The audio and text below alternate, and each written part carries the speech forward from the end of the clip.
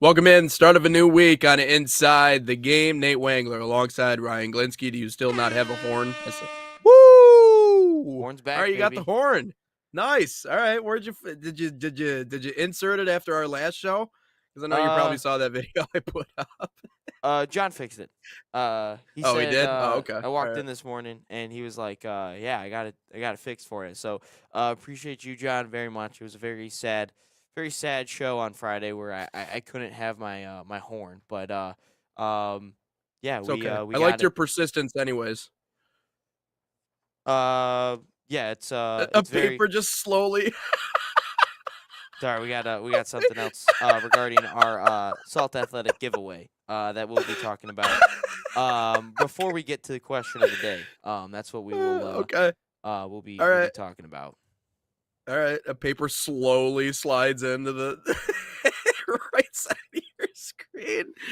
All right, we'll make sure that we bring that up here for question of the day. We are giving away bags. I just thank you for reminding me of that. That was something that we were kind of pushing at the end of our shows last week. We got about 100 of those things, so we're looking to get you an opportunity to get your hands on one of them. And again, the smell proof cleat bags are great for everything. I had a dad that, I still have a dad, believe it or not, but plays hockey and always needed something probably of the sort growing up. I don't know if it's big enough to fit skates, probably is.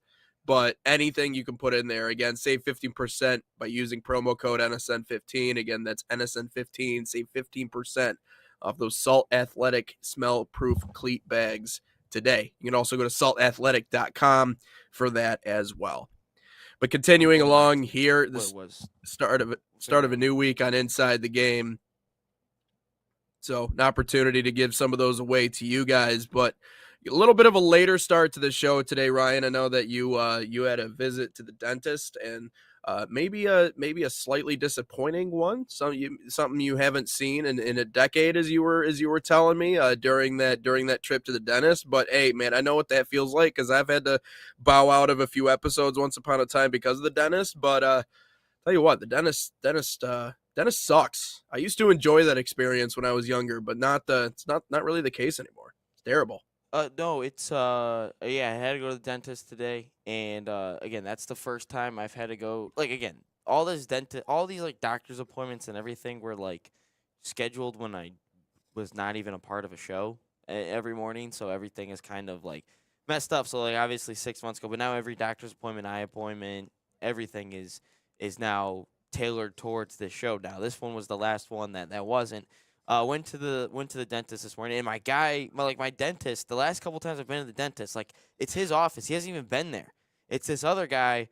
It's this other guy which I've never met before, but he seems to just like tell me that I'm not doing my right teeth thing. Well, there's I can't brush my teeth 5 times a day after every single meal. Like that'd just be a waste of just toothpaste and toothbrushes every single time. But no, Yeah. I have my first cavity in like a decade Oh. plus, and yeah, again, that feeling's not for like another two Womp, months. womp. Yeah, Yeah. yeah, There you it's go. not Yep. good. But Go the only ahead. thing I don't understand about dentists is the fact that you guys like, oh god, it just annoys me. God, it just like you can't just say that you're like, oh, you're bleeding everywhere, like your gums are bleeding. Well, when you stick a metal rod in my mouth and keep poking at it, eventually Yeah. it's gonna bleed regardless if I'm a good toothbrusher or not. I don't even know if that's the Yeah. right proper term, but like you just It can't is now. like you just I don't know. That always annoyed me. It's like you can't just say that when you just stick metal rods in my gums. And it still kind of hurts. I'm not gonna lie, but Yeah. yeah, Growing it's just bad. growing older is realizing that everywhere you go, it's a business at the end of the day. I feel the same exact way about going to the doctor's office. Doctor's office doesn't get very much money out of me on an annual basis. All right, right? Like I go to get my physical, I go to get my flu shot, but with the exception of those two things, they're not going to see me all that much. I actually went the last time I went to the dentist she pulled up my medical record. She's like, you kind of have a boring medical history. I'm like, yeah. I mean, most I feel like times I that's a try good not to thing. put my. It is a good thing. It's a great thing. It's because it means you don't put yourself in compromising positions and have to go back all the time. Now, a lot of that is okay. You don't put yourself in bad spots, or it could just be that you lucked out. You didn't get a rare disease or something didn't happen to you. But either way, they realize that they don't get enough money out of me every year because I'm only paying my copay for my annual physical, and that's about it. So they do my measurements and they do all my stuff, and they're like, yeah, they're like, your good cholesterol level is too low. You should come back in so we can talk about that. And I'm like, okay, all right. And I remember bringing that up to my girlfriend Emily, and she's like, well, she's like, they're just gonna tell you to like eat more of something, and then they're just gonna send you on your way. Like this isn't they're not bringing you in to like actually give you like any sort of like medicine or something grand that you need to do. They could have just told you right there in that moment exactly what to do. And I go in, and all they tell me is, hey, eat more fish. Okay, that's That's it. just That's all. gross. That's the appointment. We'll take your $40 and we'll send you on your way.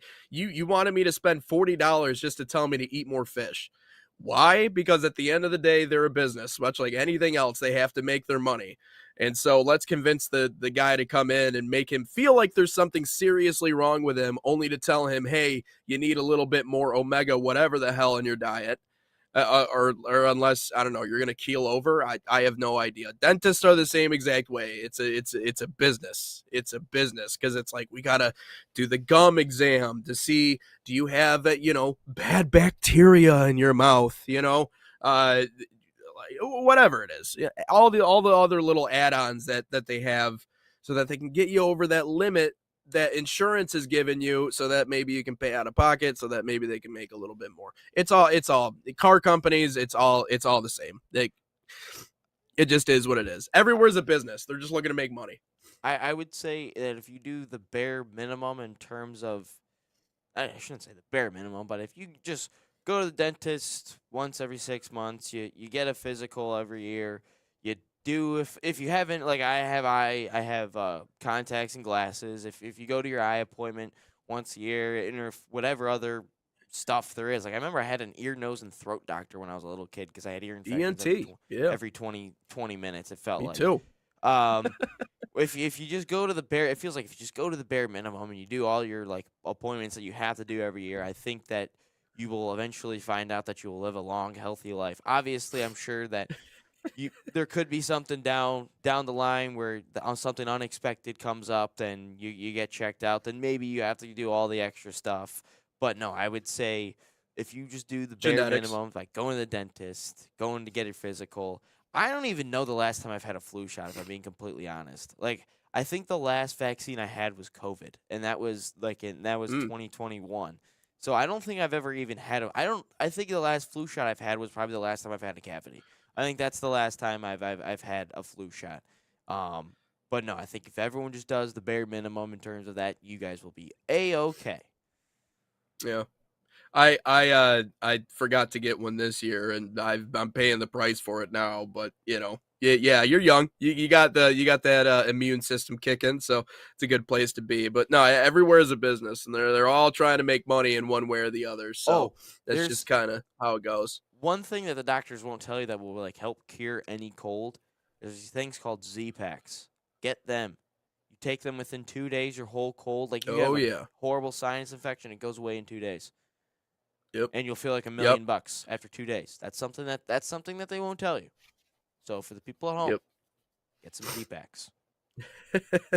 Or just drink electrolytes and sleep all day, and that'll help kind of jumpstart you back in the right direction. Well, So if you have to absolutely go to work or you absolutely have to go somewhere, take the Z packs. If you have to broadcast a let's game, turn take this the into a Z-Packs. medical podcast. Yes, we're gonna turn it into a Yeah, medical yeah, no, podcast. it's true. But welcome back in here on Inside the Game yet again. We got a packed show coming up for you guys here today. Kind of a laundry list of topics to get to on the soccer portion. Man Whoa. United taking down Arsenal. I know our good friend Ryan Glinsky would love to talk about that one. They're back in the title race, Ryan. It's happening. Only 12 points separated, but who cares, man? That's not that big. But they could go on and win it. Biggest turnaround in sports history. It's the next thing coming. It's bigger than Indiana. It's bigger than anything else. It's on the way, all right? Pepe and Fulham. We're going to talk a little bit about that. Some big news coming down the line there. Also, Donovan Phillips signing a new contract, a 2-year contract to play in Major League Soccer. Unbelievable to see his journey from where he was at Flint City to obviously nearly or winning the Mac Herman Award and now getting his chance to show off his stuff in Major League Soccer. Also, some news about Sergio Ramos getting back into things on the ownership side of the conversation.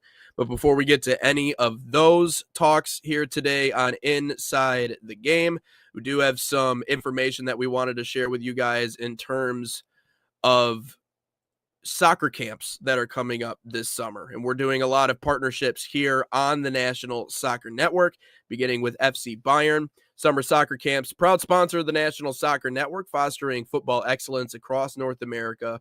Open to boys and girls of all skill levels. FC Bayern camps deliver elite training inspired by FC Bayern Munich's world-class philosophy. Select your city and start a promising soccer path. Right now, save $30 on registration by using promo code BayernNSN30. Again, that's BayernNSN30, or scan the QR code on your screen. We'll be right back. Learn more at FCBayernYouth.com.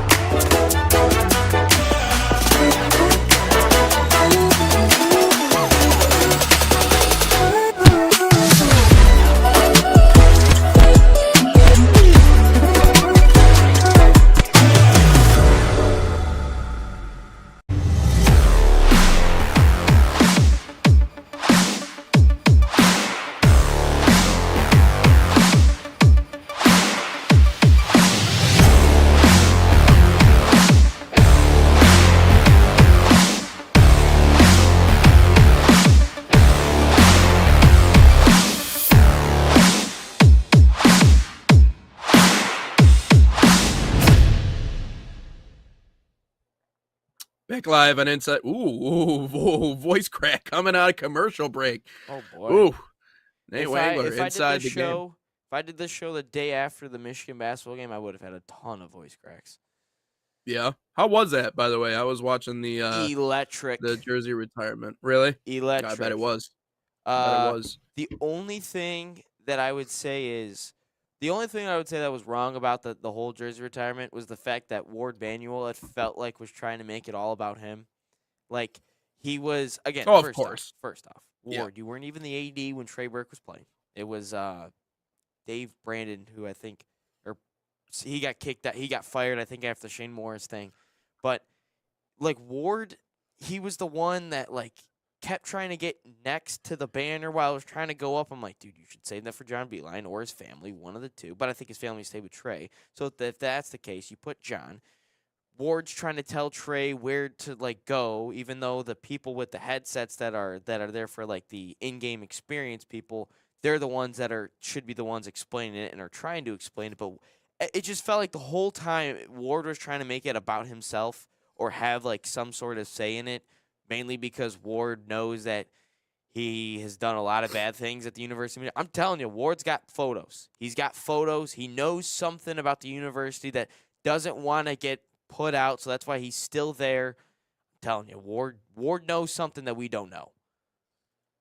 Yeah, it's hard not to sometimes dive into the conspiracies and just admit that He's just an egotistical person who wants to be at the center of everything. And we saw that with how he handled Jim Harbaugh's situation. We've seen that with how he's handled pretty much everything else. I mean, Juwan. really, it started with Juwan Howard.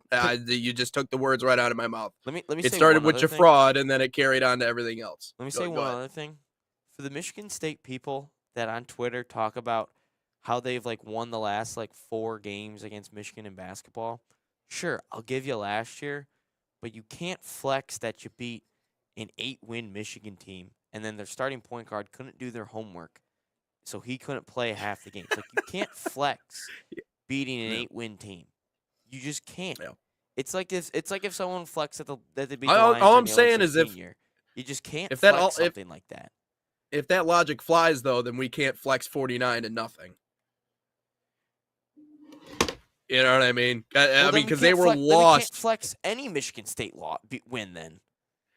Well, what we can flex is the fact that they don't have a Big Ten win in the last 3 years because they wanted to also play people that don't do their homework. They do have one.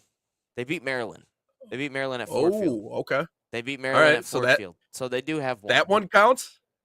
I feel like it would have to, right? Because it happened after the fact, unless. Oh yeah, so yeah, I it think did. it would yeah, have you're, to, you're right? right. You're right. Yeah. But we can flex I'll give you- 49-0 all we want because Michigan State didn't even want to play the game, and then they still blame the signs. But when you take the quarterback and bring him to the sideline to get the play call, and then also all the unnecessary roughness penalties in that game where Brady McGregor is on the ground and a lineman just Oh yeah, drops that on- yeah. we I do, can I do absolutely remember flex that. Yeah. that. We can Yeah, all right. absolutely. You guys didn't even want to play the game because you were scared of player safety. You can't. We can flex that one, but you can't flex an 8-win Juwan team. Yeah. Well, while I like to take the opportunity to remind Ryan every single opportunity I get how much I love the state of Indiana and IU football.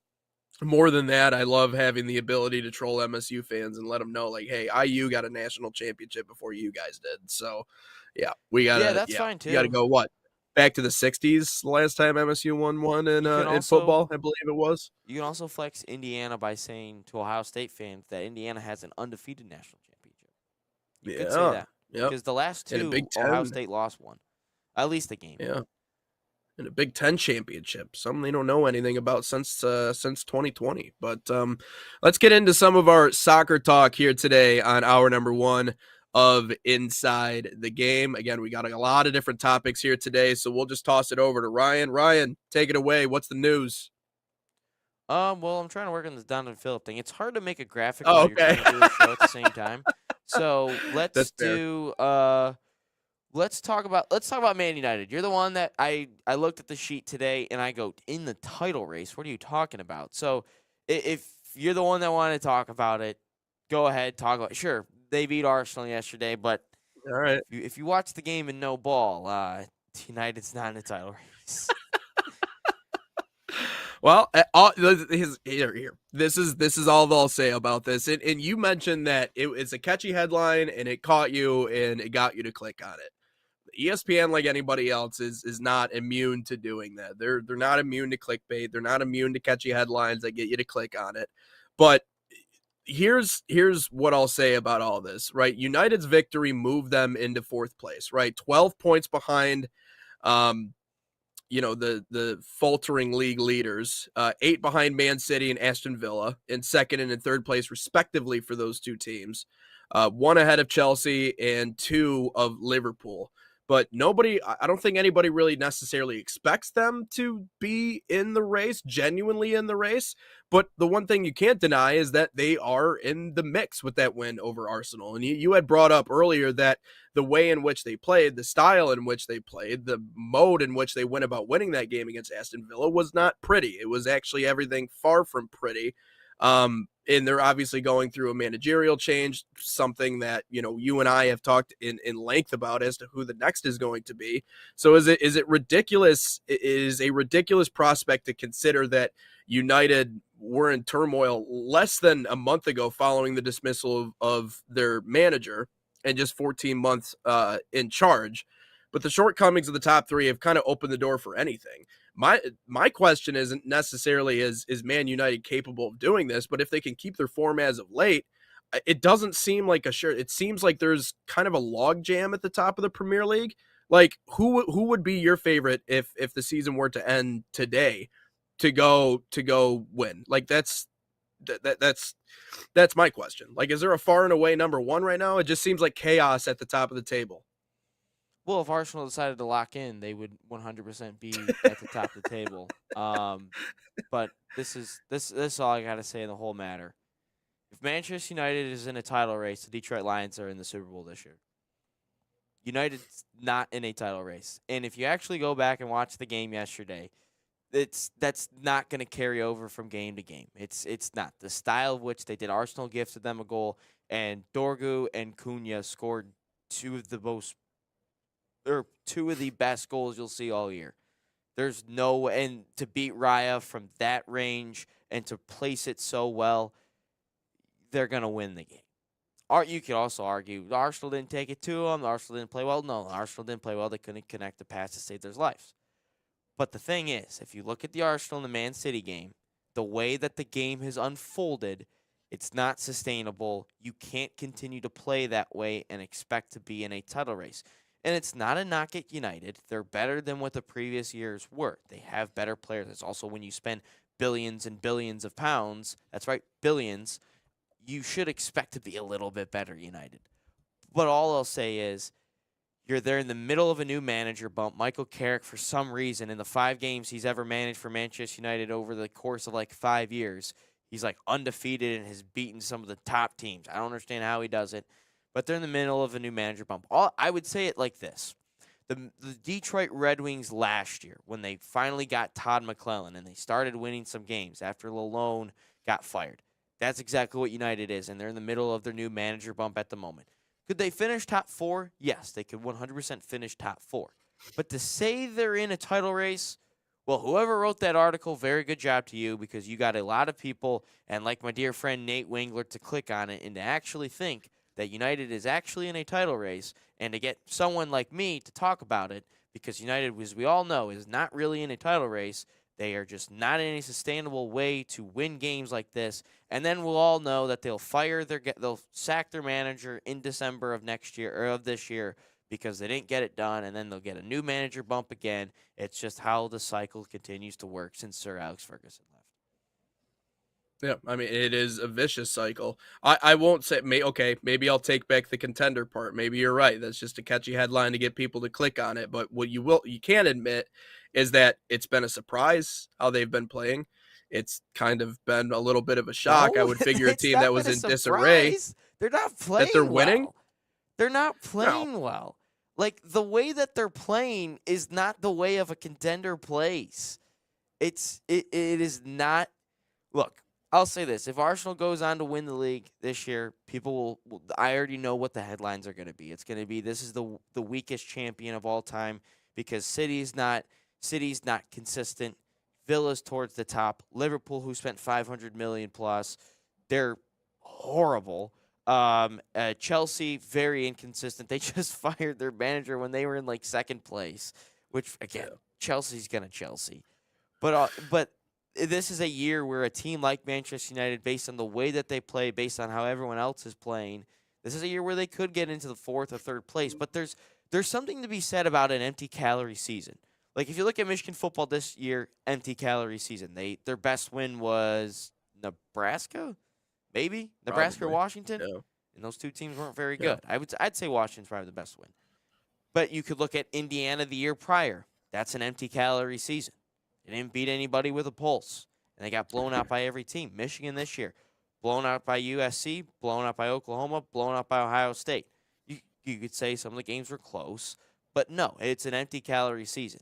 And I think the way that Manchester United will finish out the season ultimately, it's going to be an empty calorie season. Yes, they beat Manchester City at Old Trafford. Yes, they beat Arsenal at the Emirates. But there's nothing to show for it. They've already been knocked out of the FA Cup. They got knocked out by Grimsby Town. They're not in Europe, and they're not going to win a Premier League title. They finished top 4, sure. We could say it's a good season for where they were. But it's just going to be an empty calorie season, and what's going to happen is, sorry if I continue to rant about this, but again, no, you're good. What's going to continue to happen here is All of a sudden, there's going to be a new influx of money. They're going to buy a whole bunch of players that flop. They're going to have a new manager. They're going to have high expectations, and the manager gets sacked in December. And then we do this, and then we're back at square one, which we are right now, currently on January 26th of 2026. So what's just Yeah. going to happen? Well, it's just a cycle. in leaving the fantasy of them potentially doing something that, again, to you just seems inconceivable, which I understand exactly where you're coming from. The next question on my mind is, and you had mentioned it, and I guess we just kind of passed it off as just is what it is. For some reason, he just finds a way to do it. Is Michael Carrick a long-term option for Man United? No. I mean, is he? He's already No, said why no. not? He said He's already himself. said no. He Oh, said all right. Well, then I himself. guess he doesn't want that. Well, why right. is Michael Carrick not a long-term option? Because he said Because himself he doesn't Michael want Carrick it. doesn't want it. He said himself at the end of the season he doesn't want to be here. He doesn't want to be the full-time manager. He's given Manchester United this little runway. Maybe down the line, all of a sudden, he wins all these games and they give him an offer that he can't refuse, and he has to be the manager. Sure, but he blatantly said he doesn't want it. So. But how bad is it in Man United that he wouldn't want something like that, though? That he wouldn't jump at an opportunity like that? He just must see the writing on the wall. He must understand that how this organization works. Nate, if you worked at a company and you left, you were there, you got that's your first job out of college or high school, you worked a job, you did a really good job at it, and you left it in 2009. Left in 2009, 2010, right? And you go on to this really good company, you kill it wherever you're, everything's top of the line stuff. But when you left your old job, everything was top of the line in 2009 standards. You go in and you work there up until 2021. Top of the line stuff. You know what? I want to go back to that company. I'm going to get a massive pay raise. I'm going to go back. And when you go back to that company and you realize that nothing has been updated since 2009, and this is the exact same way that it looked in 2009. Mind you, we fast forward to 2021. That answers your problem, or answers your question about why Manchester United is no one wants to be there, because nothing has been updated. Again, I'm talking about Cristiano Ronaldo. This is what Ronaldo has said. He said nothing was updated. In terms of the weight room facility, in terms of the changing room, in terms of the medical area, everything's the same. The fact that your stadium has waterfalls every time that it rains onto the stands, when everyone knows that you just need a gutter system, and then when you have players like Alexis Sanchez, who, mind you, our former Arsenal player, moved to Manchester United, says, well, after one training session with them, I asked my agent if I could go back to Arsenal because of how poorly it's ran. And then for Sanchez to also say, the players know that it's ran poorly, but they're given so much money that they're just there to get the paycheck and hopefully just maybe win a trophy. That's what I would say why Manchester United has the writing on the wall. Yeah. All right. That's pretty pretty damn good breakdown. And clearly the manager doesn't have any say in these changes, doesn't really have So I think that there's something going on at the club that everyone has kind of hinted at, that no one has really done a deep dive on. Sir Alex Ferguson, greatest manager in English Premier League history. There's no doubt about it. What the guy did, unbelievable. You could say he got a lot of favorable decisions. That's up for you to decide. But yes, he did get a lot of favorable decisions.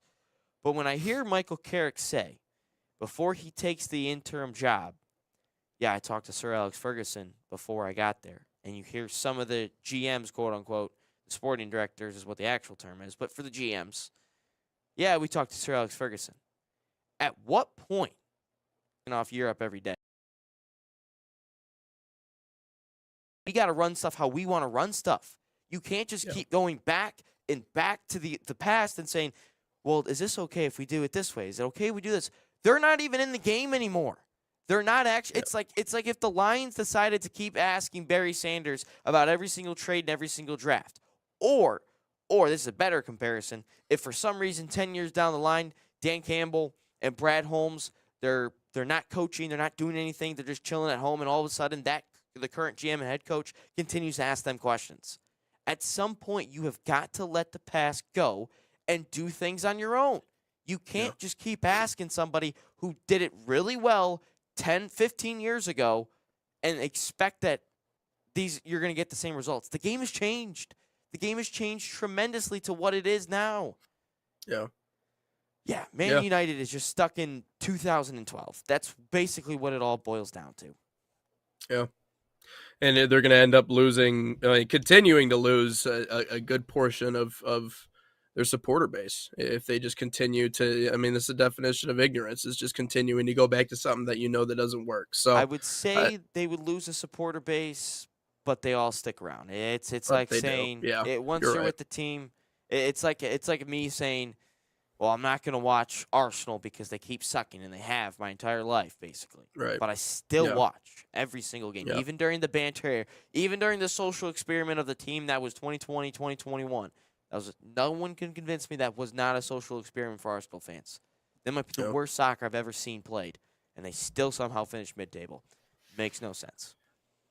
All right, very quickly here before we head to our second break, Fulham back in talks for the U.S. men's national team's Ricardo Pepi after a new $38 million bid for the PSV striker. That is it's a very good chunk of change, Ryan, but continues to make progress in negotiations to sign U.S. international forward Ricardo Pepi from PSV. This, according to sources briefed on the situation.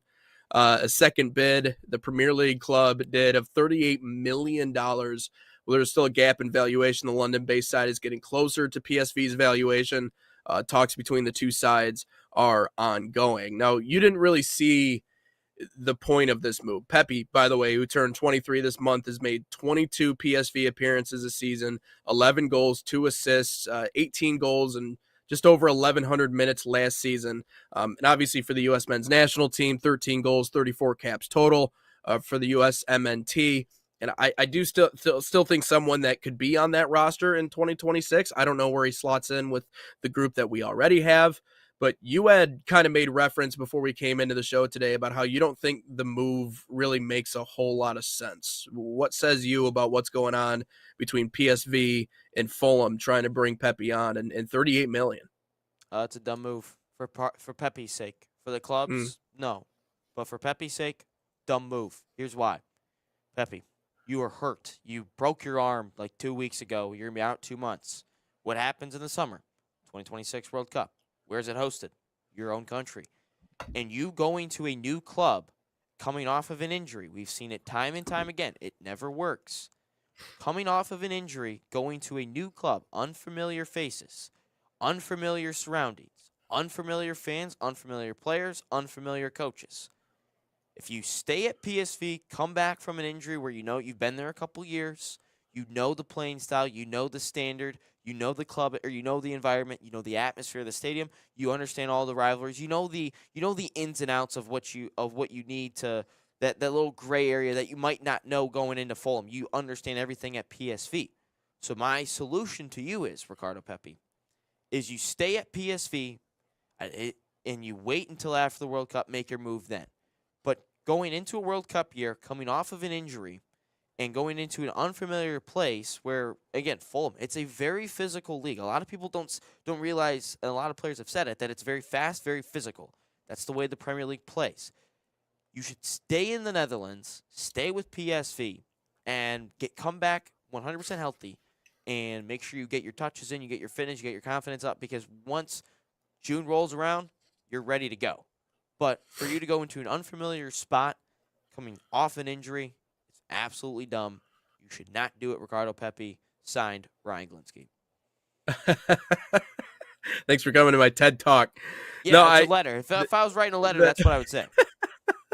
And I'll add this on to what you already said, and you might have hinted towards it, but you already have a set relationship with the people that you are working with and that you're playing for at your current club. So in terms of the timetable in coming back from injury, in terms of the expectation of, hey, you just landed with our club, there's a certain set of expectations as to how long you're going to play, how active you're going to be. We have a set vision of what this is going to look like when you get to us, and I don't know what the vision is from Fulham and what they exactly plan on doing when Pepe gets there. It could be something that is completely detrimental to him, as you mentioned, getting his body ready to go for the 2026 World Cup. And if that's not the main focus right now, especially for bubble players like Ricardo Pepi, which I would consider him a bubble player, I wouldn't consider him a far and away that he's going to be our guy.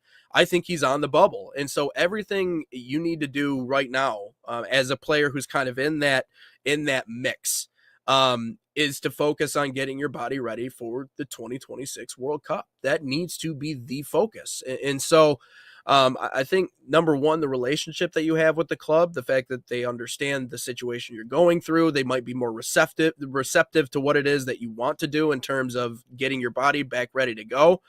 I think it might, in some ways, some people could look at this and go, well, it's not necessarily career suicide, but it is you're intentionally making a choice not to take a leap because of what may happen. Well, my body might get banged up. Well, I might not be in a situation that I like. It is interesting in that way, but in terms of if we're going to be doing risk assessment, if the right time to do risk assessment is right now. Like if we were not coming up on a World Cup, it would be a much different conversation. I don't think this is something that Ricardo Pepi would, frankly, really even think twice about if a World Cup wasn't coming up. But with his position and kind of the ethos of the U.S. men's national team, you're right. I don't think it would be the worst choice in the world for him to be like, hey, you know what? Let me fight through what I need to fight through right now. And then if the topic comes up later, or if there's a chance for a move maybe after the World Cup, then we can get into it there. But I mean, if I'm Ricardo Pepi, and again, this is just speaking from my perspective, everything that I'm doing is in focus for what's coming up, obviously in under 4 months or 4 months, whatever it is. So up in June. Yeah, I would say, and I'm looking at an article that from one of the British outlets. Who is Ricardo Pepi? Yeah, I don't even know who you are anyway. I would say this. I think that we're going to see after the World Cup, and I think in the 2027 January transfer window in the summer of 2027, I think we're going to see a lot of action in terms of the men's national team players moving around. I think that's 100% right.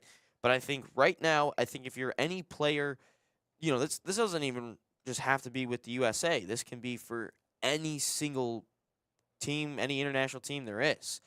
I don't think you see, and there's facts that prove behind a lot of this in terms of any nation, is a lot of players do not want to move teams right now simply because of what's coming up. This happens every Euros. This happens every Copa America. This happens every World Cup. Players simply don't move places before these huge international tournaments because of one thing. They either a couple things. Either A, they have a really good club situation and this is one reason. They have a really good club situation and they don't want to risk any playing time. And that's exactly what Pepi has. You just said 22 appearances. Pepi's not getting that at Fulham. Raul Jimenez is already there. Pepi would be another backup. And if Pepi, he should just stay where he is right now and then after the World Cup, make that move. Or next January. But right now, all focus has to be there's only one exception to this rule, and that's the Josh Sargent situation. That's the only exception. But Ricardo Pepi, stay at PSV and get it done. And then we'll be rocking with you come June time. Yeah. And the reason for obviously Josh Sargent's move is far different than that of Ricardo Pepi. But let's take one more break. When we come back, we got a couple of other things we want to get to, some news when it comes to Sergio Ramos. He's back in the game, not on the playing field, but in the front office. We'll also talk about Donovan Phillip, who just signed a big deal as well. All that and more coming up next and Inside the Game. Experience the thrill of the game like never before with NSN's Game Rewind. Dive into full match commentaries enhanced with cutting-edge dynamic graphics, letting you relive the highs and lows of your favorite matches in astonishing detail. Whether it's a championship win or a legendary play, NSN Game Rewind bridges the past and future with a broadcast experience designed to captivate. Call 586-304-4405 and start watching today.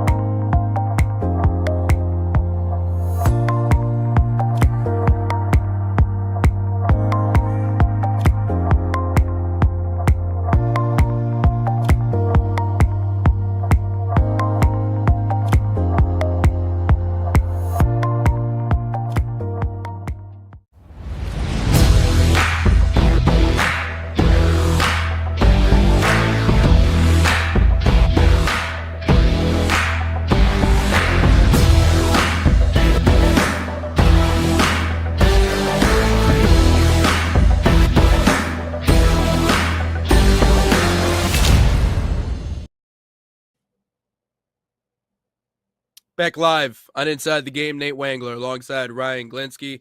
Good conversation here in hour number one, entering our final segment of this first hour here on the National Soccer Network.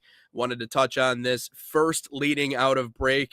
He is someone that we have, I feel like if there's one soccer program that we've mentioned more than any other program in America, really since the start of the college season, it has been NC State. We had a chance to talk to their head coach. Obviously, Donovan Phillip is someone that is very close to the network and is someone that we've called his name a million times. I got to broadcast a couple games for him last year, including their international friendly against Liga MX side that came up to Flint, which was a really cool sight to see, a little Mexico versus United States matchup there. But Donovan Phillip has been someone that we have been keeping a close track on, and he was their dark horse. NC State was JT's dark horse coming into the year, and he said that pretty loud and proud, and Donovan Phillip was a big reason for that. But the 21-year-old St. Lucia native under contract through the 2027 season with 3 additional club option periods through June 2030. He will occupy an international roster spot. Colorado selected Phillip number 62 overall in the third round of the 25 MLS Super Draft as he started for obviously NC State, as we've talked about. And they've made a couple of comments. Fran Taylor says he's a dynamic attacking player, strong competitive edge, and he's proven ability to impact the game at critical moments. And that's exactly what he was. 19 goals, 2 assists, and 22 matches with NC State before making their run to the final. There's you get a look at Signs Pro contract, a 2-year contract with the club, options all the way to 2030. So a lot of options available, but won the Mac Herman Trophy this year with NC State, played for the Flint City Bucks this past summer, and made it to the Final Four. That's a big trophy, by the way. Goodness, that's to size. That is to scale a soccer ball. Yeah. Don't drop that thing, man. Don't drop that. That's precious material right there. Yeah, but yeah, you're right. Sick to see Donovan Phillip make that leap. What's that? So that's a big trophy. That's what she said. Goodness gracious. But Phillip is like I said, he's a massive human being. I mean, that's the one thing that really pops off the page. So you knew that from a physicality perspective, he would have no issue translating his game from NC State to obviously where it's going to be in Major League Soccer. But not just another one of those guys, man. The awesome news, and Colorado got a good one. Yeah, I would agree. My first ever broadcast for the National Soccer Network was their win in the quarterfinals, and I kept calling him Phillips, and John told me at halftime it's Phillip, no S. So shout out to some broadcasting mistakes. But I do also want to point this out. I know we got some time here, but I also want to point this out in terms of soccer. And we talked about, last week, Dana White saying that, he doesn't like soccer. And I think a lot of people don't like the game of soccer because they don't understand it. And I think a lot of people don't like things that they don't understand. Like you'll hear a lot of people say they don't like food because they've never tried it before. Never tried it, but, right?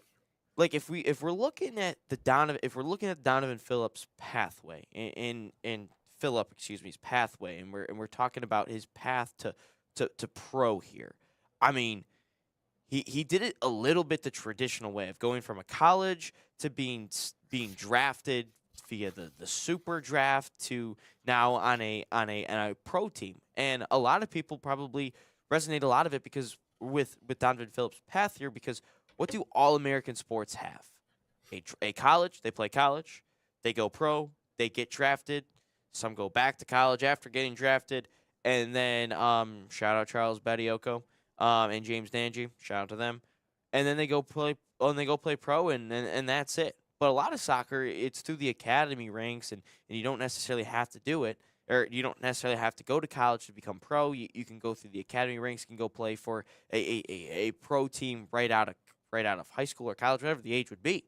And I think a lot of people like this pathway compared to the other pathway. Sorry, the sun's really starting getting in over here. Glad it's sunny here in January here in Michigan. But no, it's a lot of people I think resonate with this pathway that he did compared to what other players have to go through. Like if you look at Christian Pulisic, obviously you look at our stars in the men's national team. None of them went through college. Ajuman, obviously, the only one that has went to college, I believe. Maybe I'm forgetting. Oh, Matt Turner went to college. I forgot. He had the non top 10 play, the horrible not top 10 play. But I think Division three. a lot of people are going to resonate and kind of like this pathway compared to the other ones simply because they don't understand it. Well, and here's what I'll have to say. And I think we can all admit to this, and I think we can all acknowledge this, that the people that are identifying talent in the United States, while they may be getting better, they ain't perfect. And as a matter of fact, I would argue that there are things and extenuating circumstances that allow certain players to get a leg up that other players are not going to get, whether that be because of the position you come from, what area of the country you're born in. There's just certain parts of the country where either development or recognizing or earmarking certain talent is not where it needs to be. So the people that are identifying the most talented players in our country maybe are not completely up to speed. Now, again, we are getting better. The game is becoming more popular. And so with that, everything gets better. Refereeing gets better. Identifying talent gets better. But it's not perfect.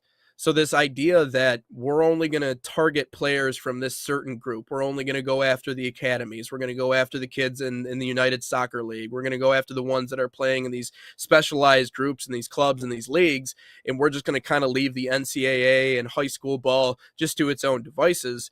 It's just so pompous, it's so arrogant, it's so stuck up, and it's so country club vibe-esque in the United States that it's no wonder to me that there are actually certain players that I would argue that are just out there in the ethos right now that it could absolutely help the United States become better every single day, but they're not getting the recognition they deserve because of this country club atmosphere that we've created in soccer.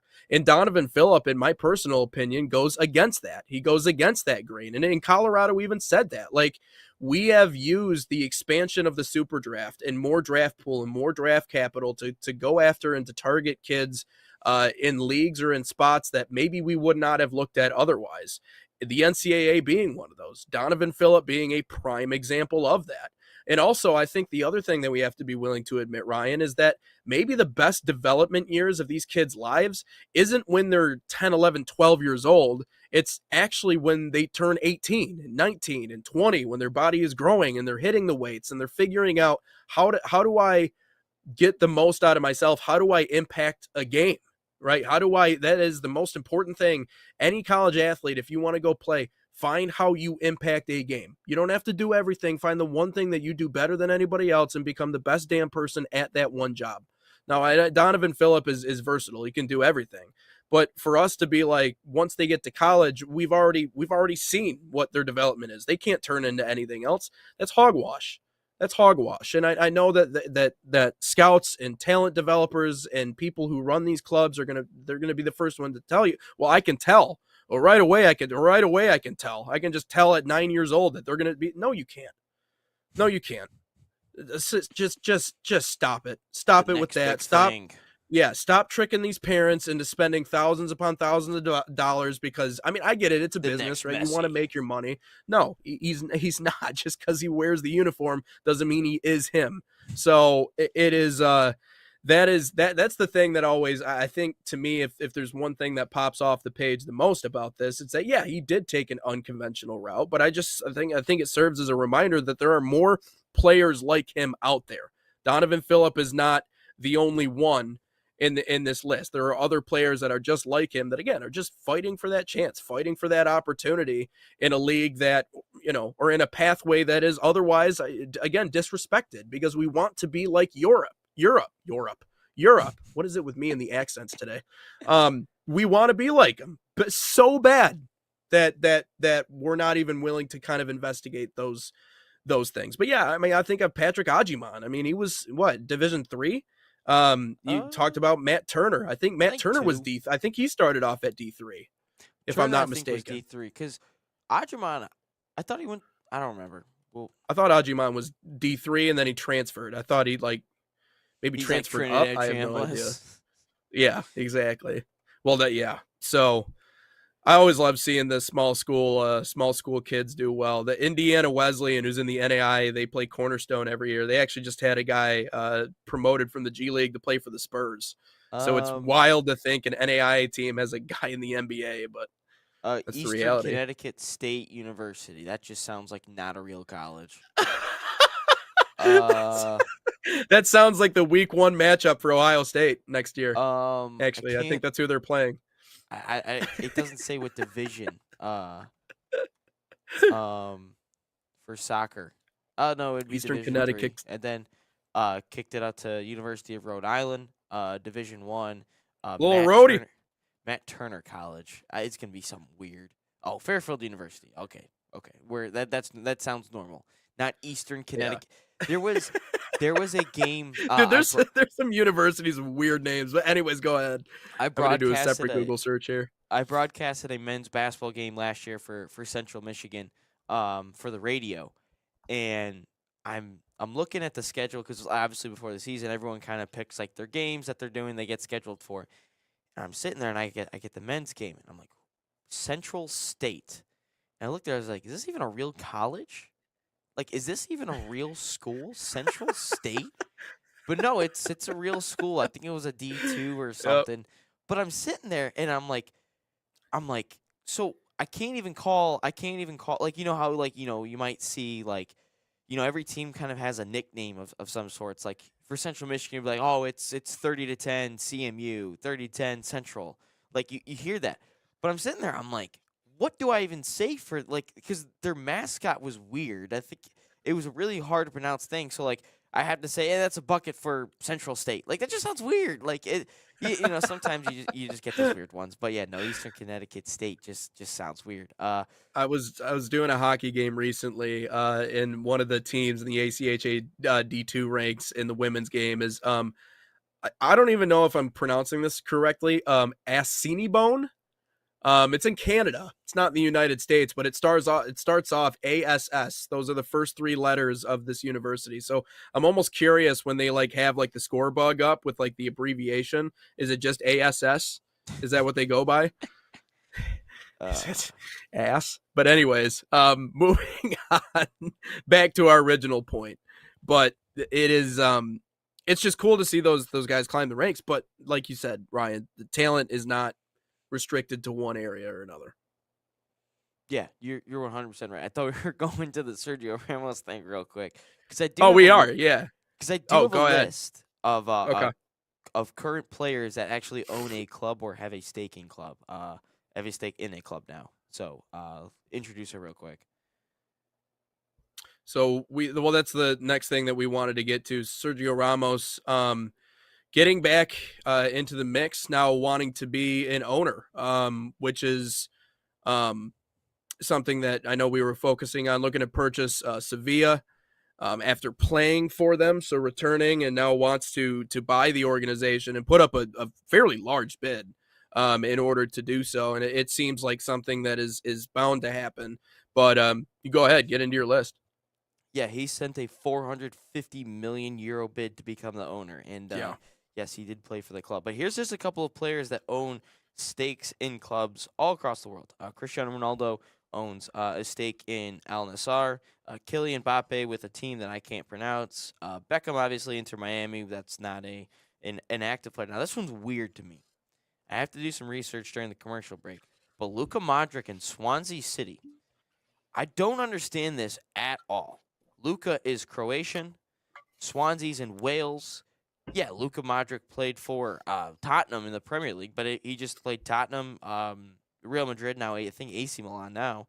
That one makes no sense to me. I'll have to do some research during the commercials. Zlatan owns Hammarby, PK with FC Andorra, Didier Drogba, Phoenix Rising FC, N'Golo Kante, which you will hear a little bit about N'Golo Kante in the all sports section here in a little bit.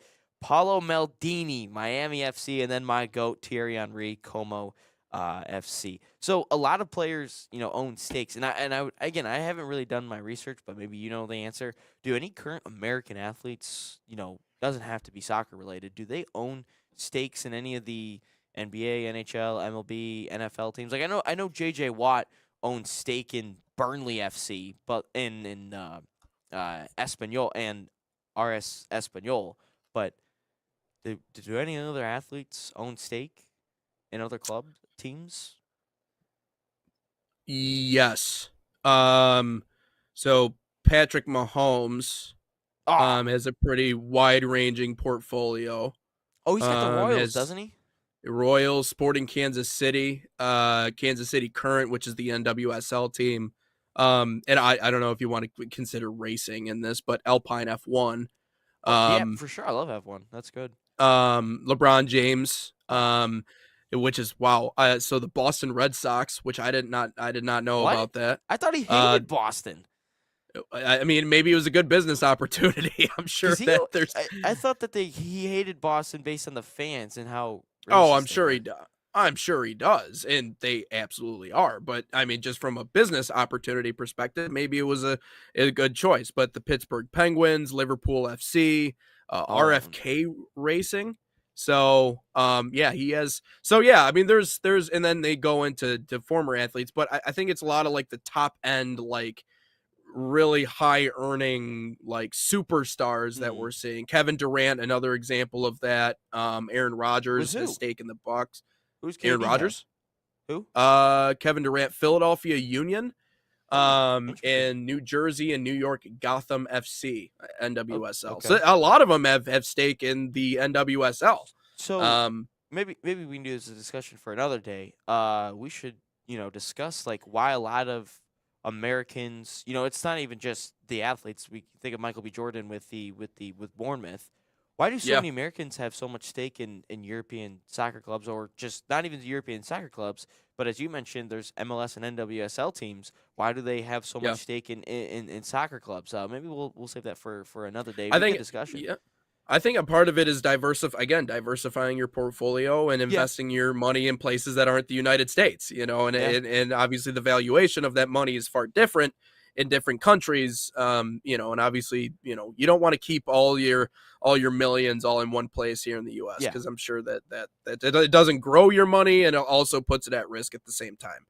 But yeah, we'll step aside. Coming up next are all sports part of the show here on Inside the Game, episode 1 this week on Monday. But before we get to that, wanted to tell you guys a little bit about these soccer camps. We were talking about FC Bayern a little bit earlier. FC Barca Academy is a proud sponsor of the National Soccer Network and the official academy of FC Barcelona in the U.S.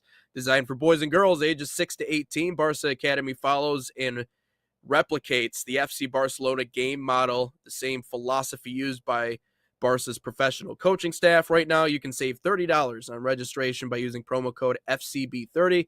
And it's FCB30, or scan the QR code on your screen.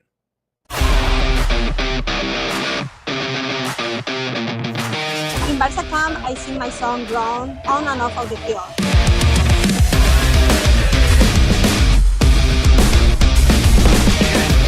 Don't miss the time to register. Sign up now for Barca camp.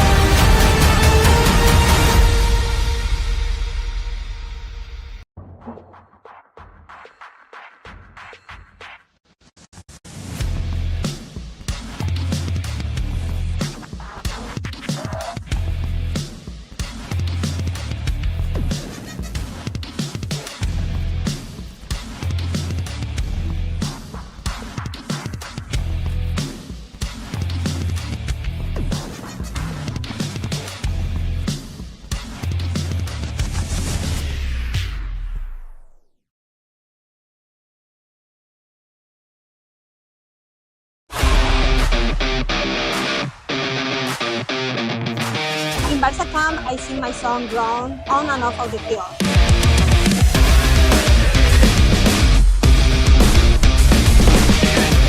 Don't miss the time to register. Sign up now for Barca camp.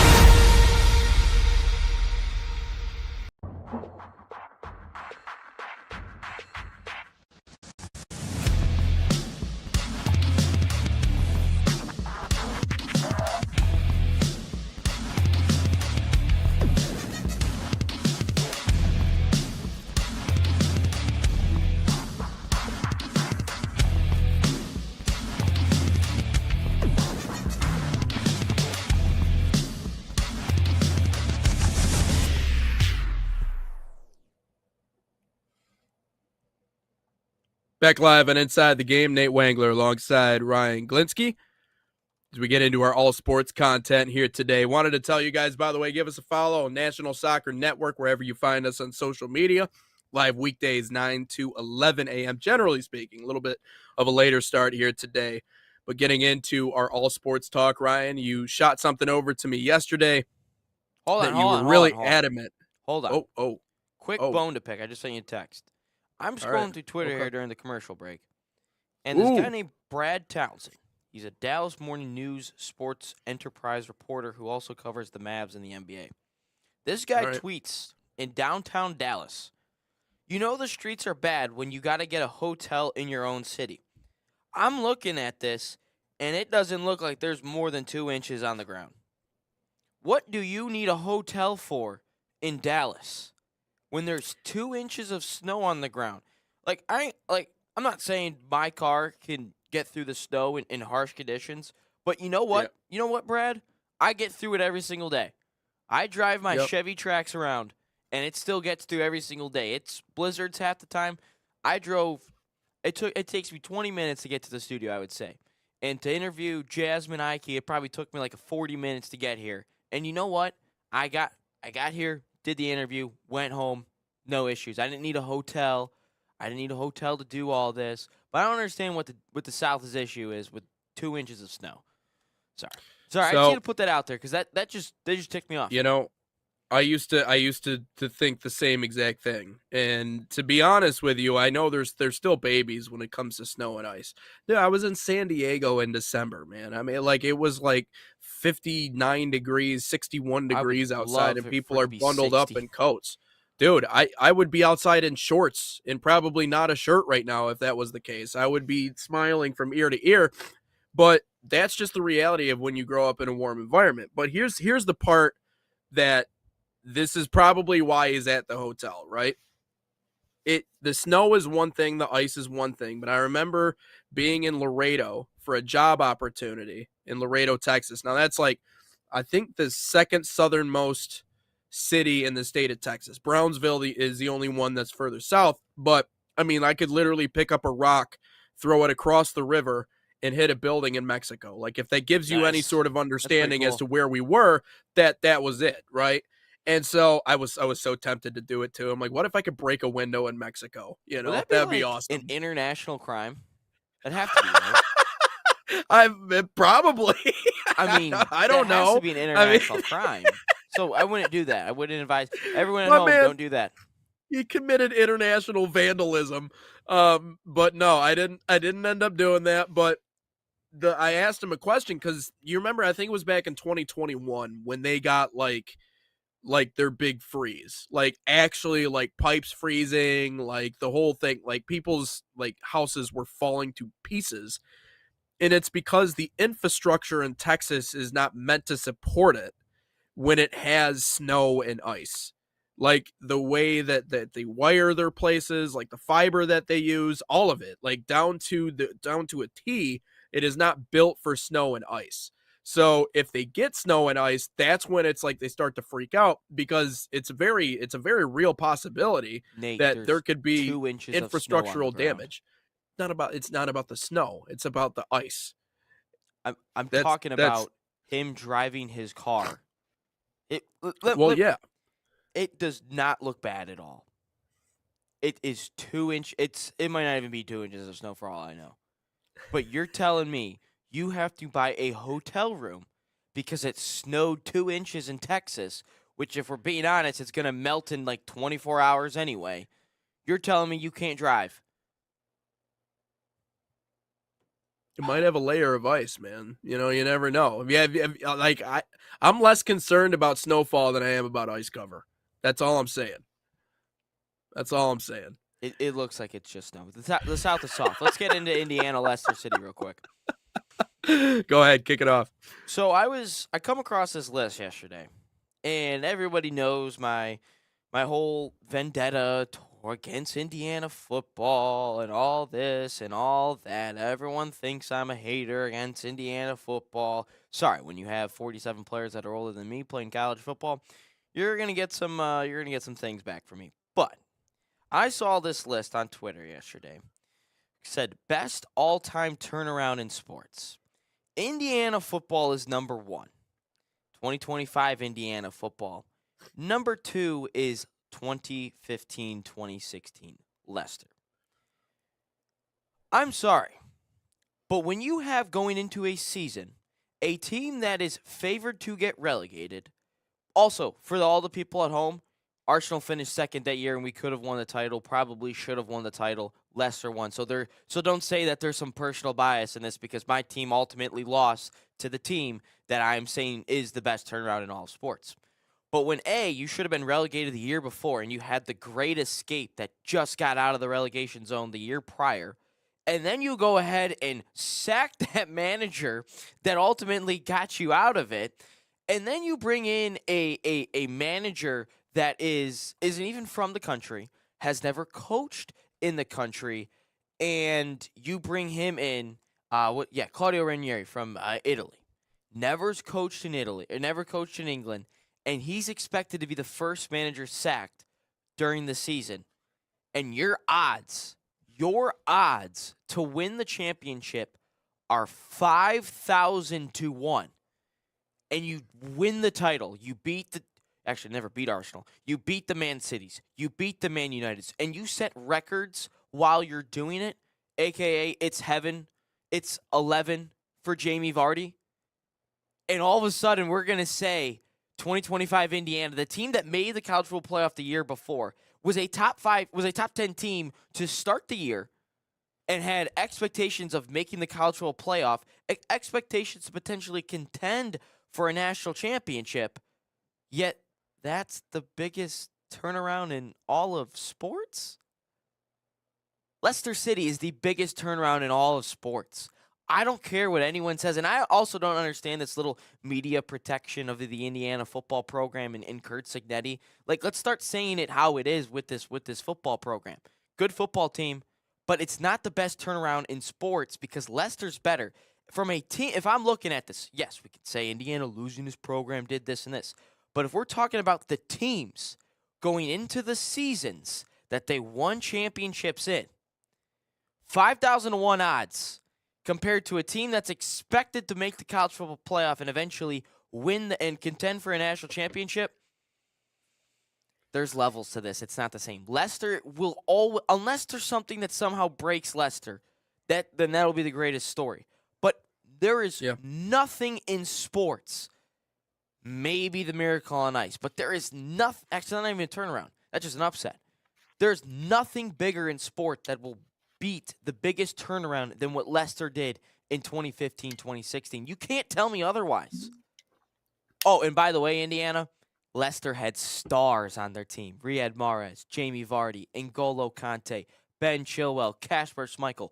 They had stars, unlike your football program. So I agree with everything that you're saying. And I said this yesterday when you texted me about this. I said, I agree with you. I was just interested to hear exactly what your angle was. And I think you explained it well. I think you explained it perfectly well.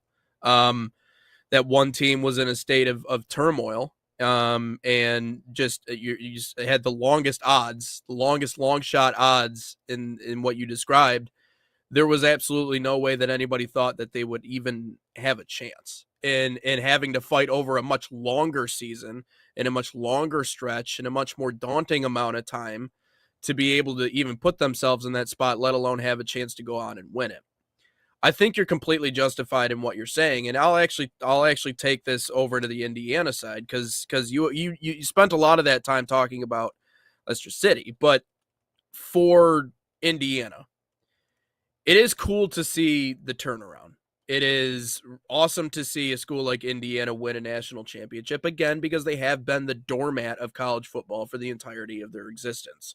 That was an accepted reality at Indiana, much like I think it was an accepted reality at places like Vanderbilt for the longest time.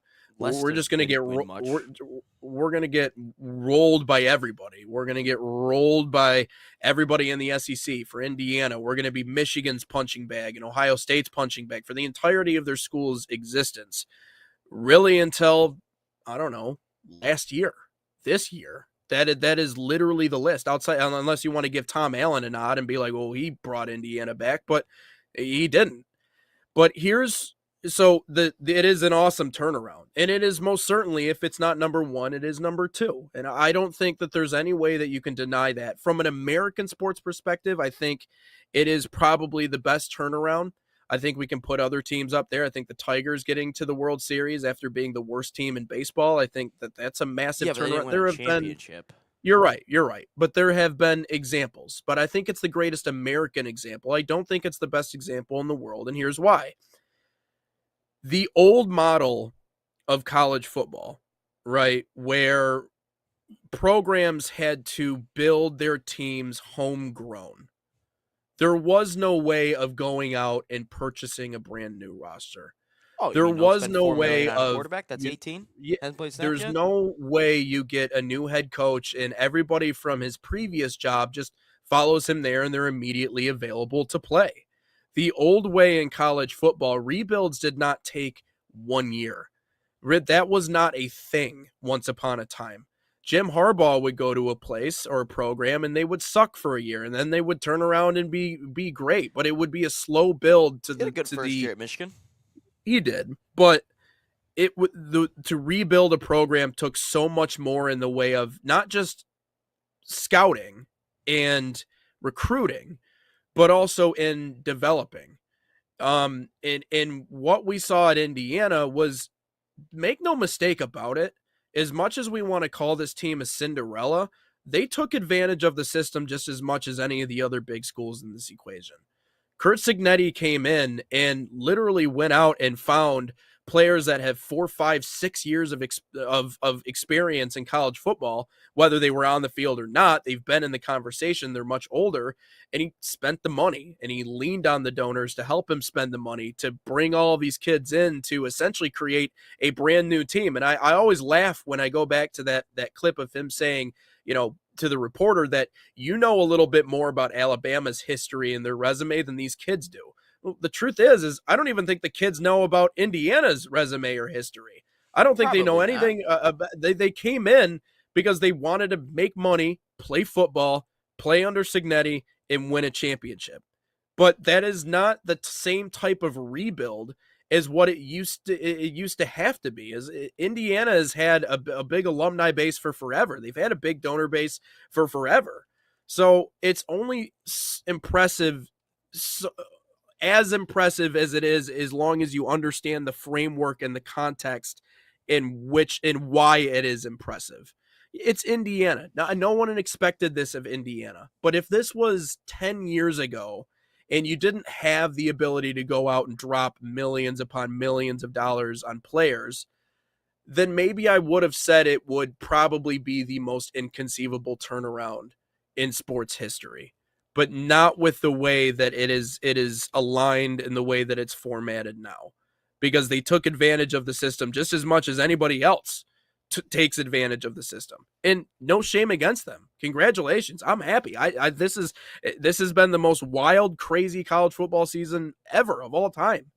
But maybe not of all time. That's a little bit of a stretch. However, it is impressive. But because of all of that, and because Curt Cignetti knew the business of college football just as much as he understands X's and O's, Curt Cignetti understands the business and what works in college football.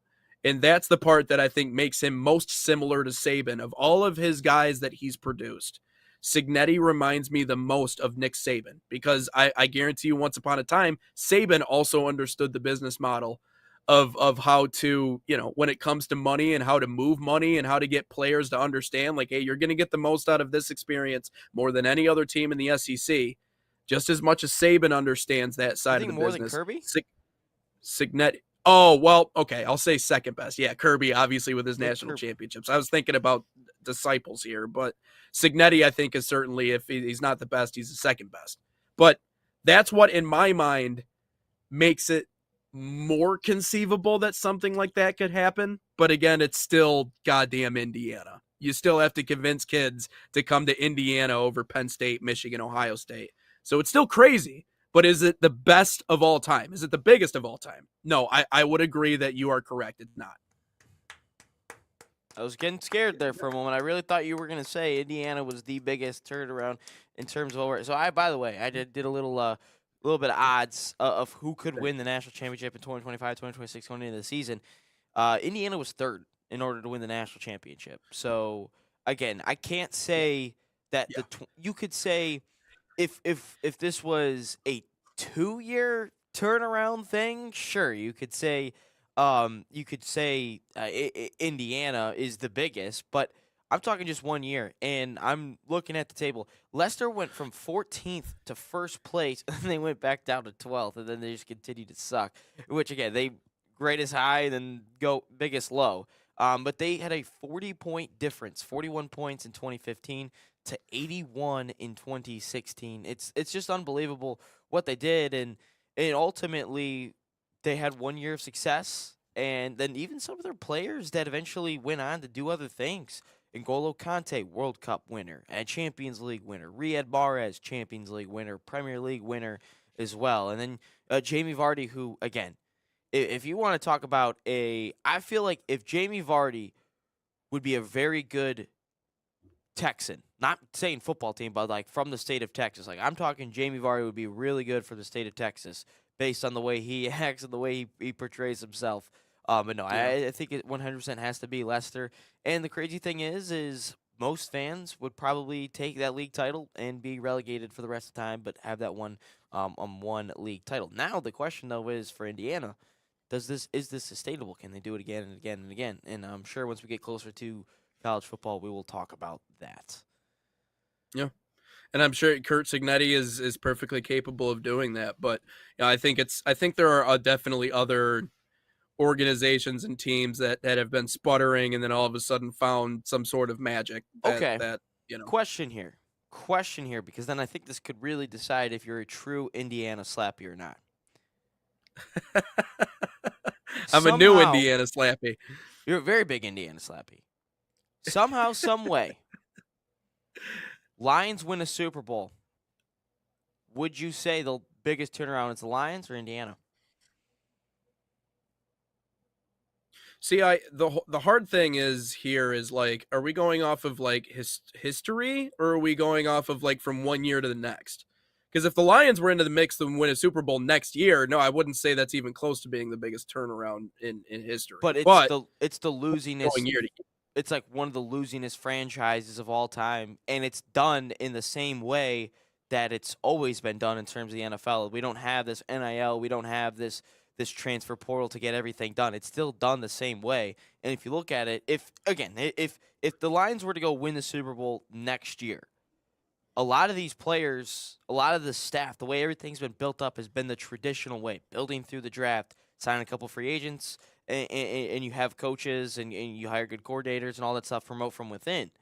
I still think, again, saying biased aside, I would take the Lions if the Lions win a Super Bowl over Indiana because it's done the same way that it's been done for years. Indiana, again, it's not Indiana's fault. It's not Cignetti's fault. It's not no one's fault that they won it doing it the way that they did. It's not their fault. I'm not saying that.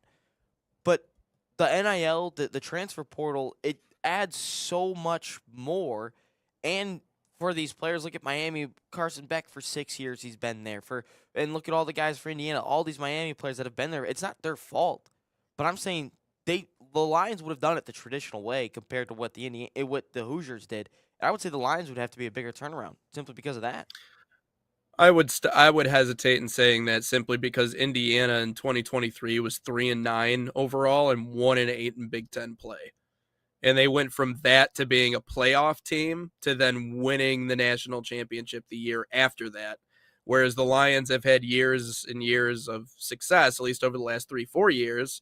And so all of this has kind of been building in the direction of winning a Super Bowl. Plus you already have all of the pieces. I get the history part of it. I understand that. But like quite literally that giant boost that Indiana just had. Yeah, but it's not like the first year of Dan Campbell showing up, all of a sudden we were a playoff team. Like it was a build for a couple of years, and then we got to that point. Like Cignetti shows up and they win 11 games. Like that only exists. but that only exists in like video games. I feel like, and like if I play college The football Lions 25, winning yeah, the I can Super rattle Bowl only off exists 11 in wins. video games. Well, Lions going to the Super Bowl I only get exists in that. video games. But I'm looking like if we're talking about turnarounds, I'm picturing like 5-year window. I'm not. I know I like to work in the fact that Indiana is the worst team of all time, but even within the 5-year window, it would still look more impressive that Indiana did it versus the Lions if they were to do it like next year. So you're That's all I'm saying.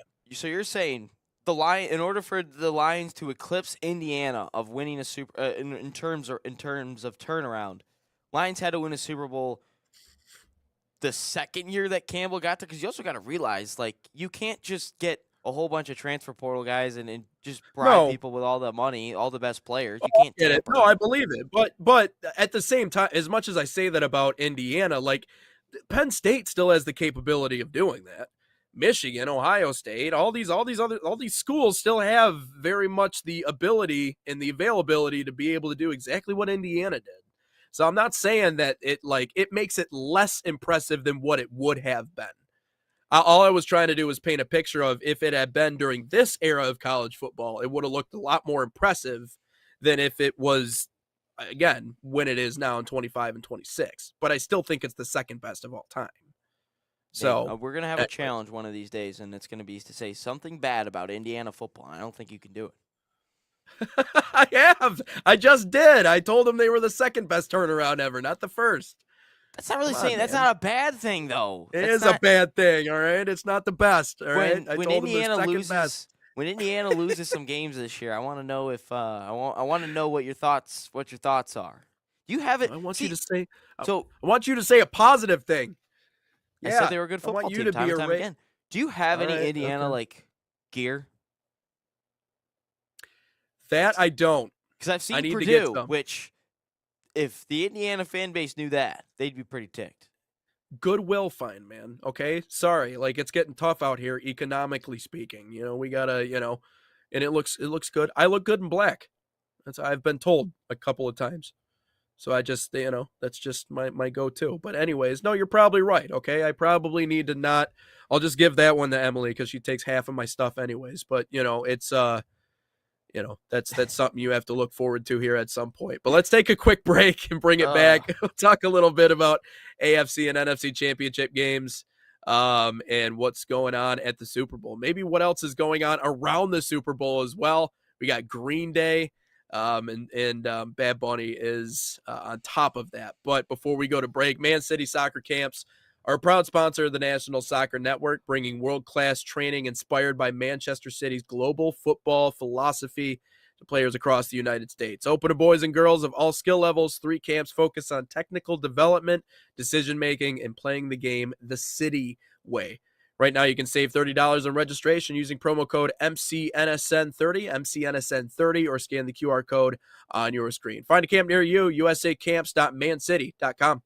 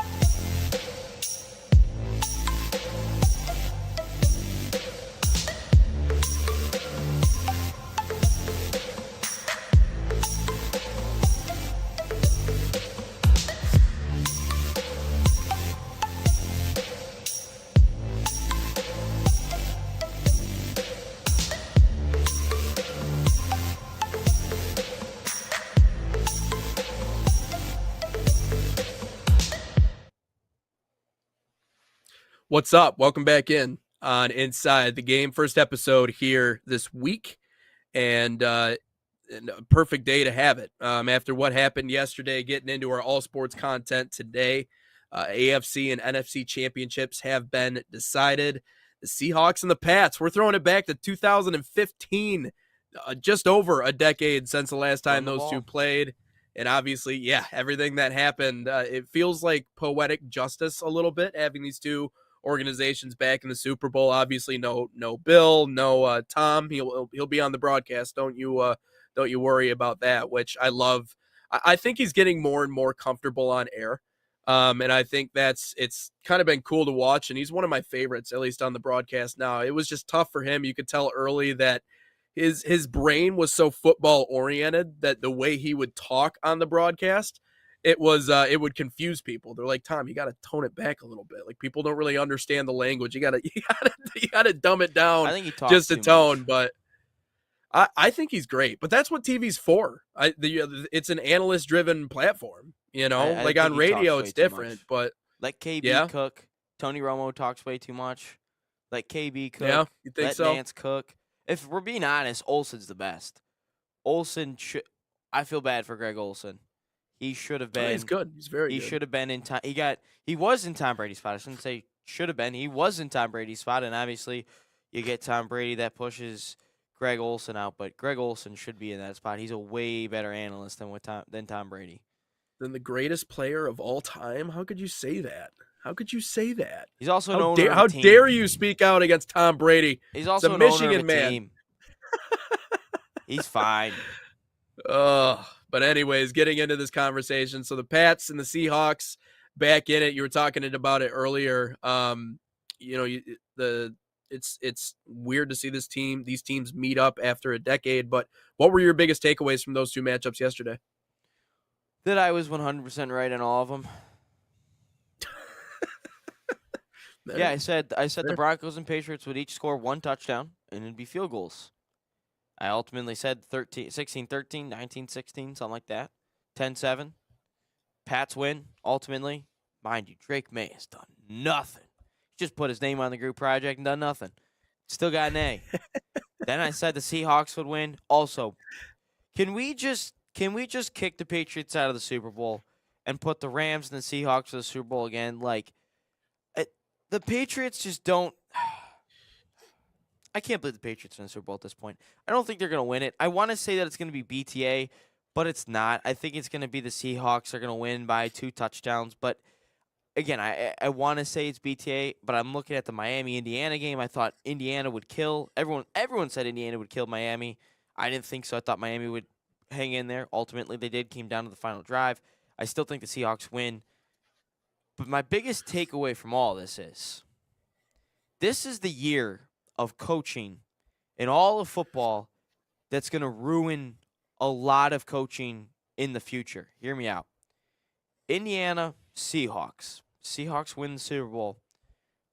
Mike McDonald, second-year head coach, wins Super Bowl. Cignetti, second-year head coach, wins the college football playoff.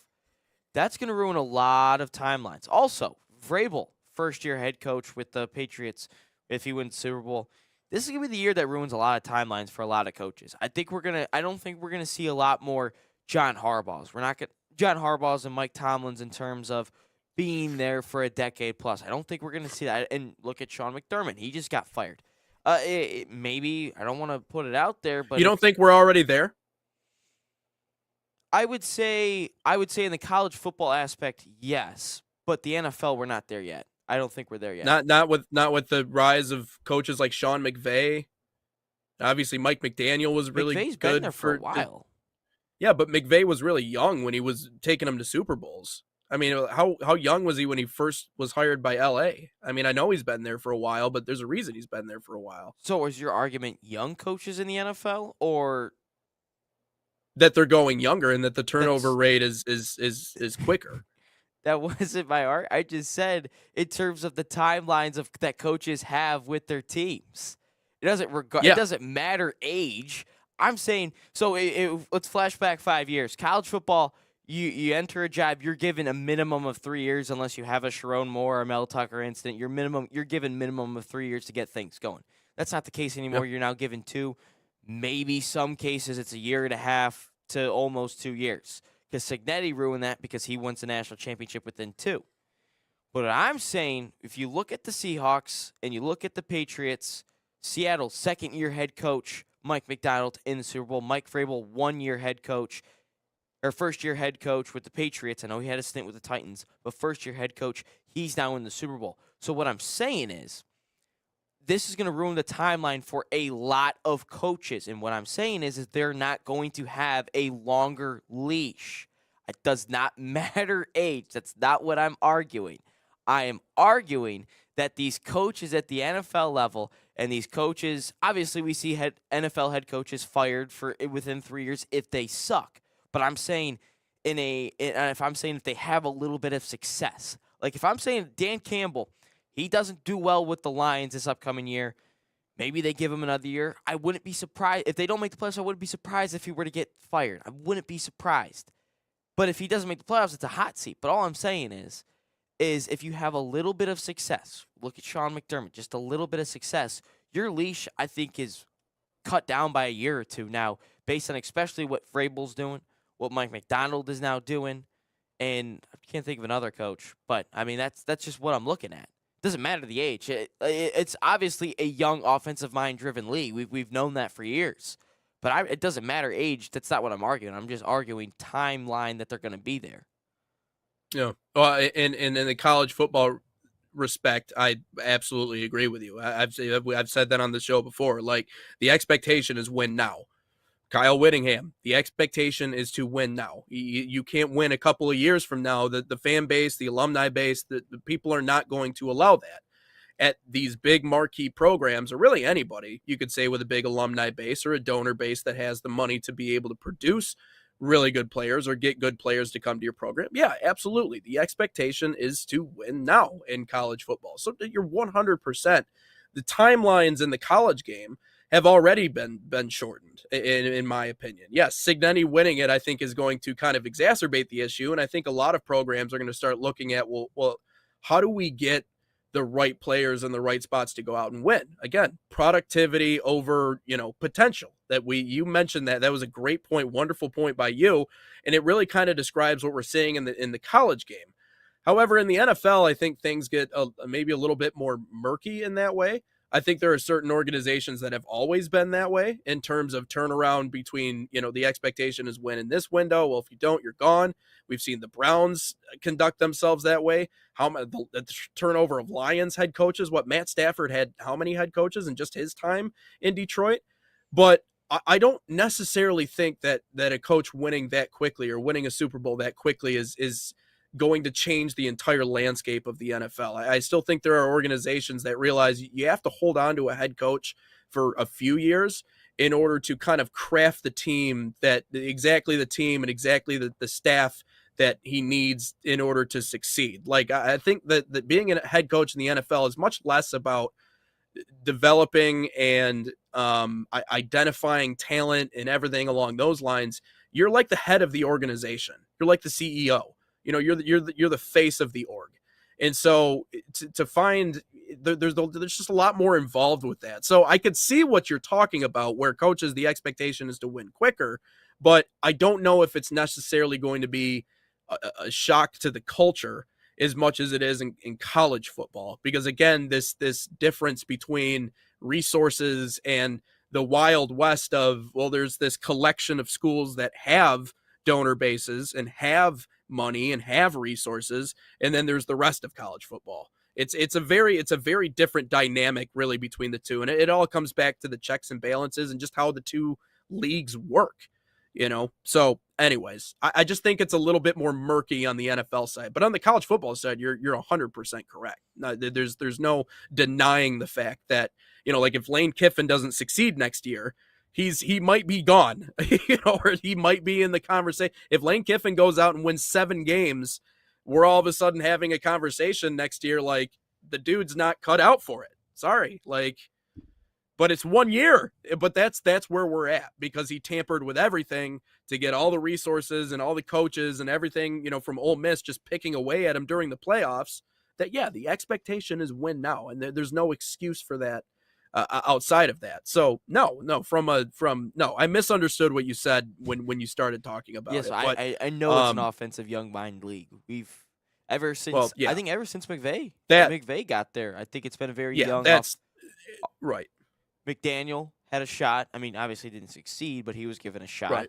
You look at Ben Johnson. I mean, I guess maybe not so much because if you look at the two Super Bowl champs, I mean, McDonald's defensive oriented, Vrabel's defensive oriented. So maybe if anything, it could be defensive oriented now. I don't know. I think I do think Well, defenses I feel like have always made the biggest difference in terms of like dynasties, though, because like you even look back at like the Pats when they were rattling off Super Bowl after Super very Bowl, good like defenses.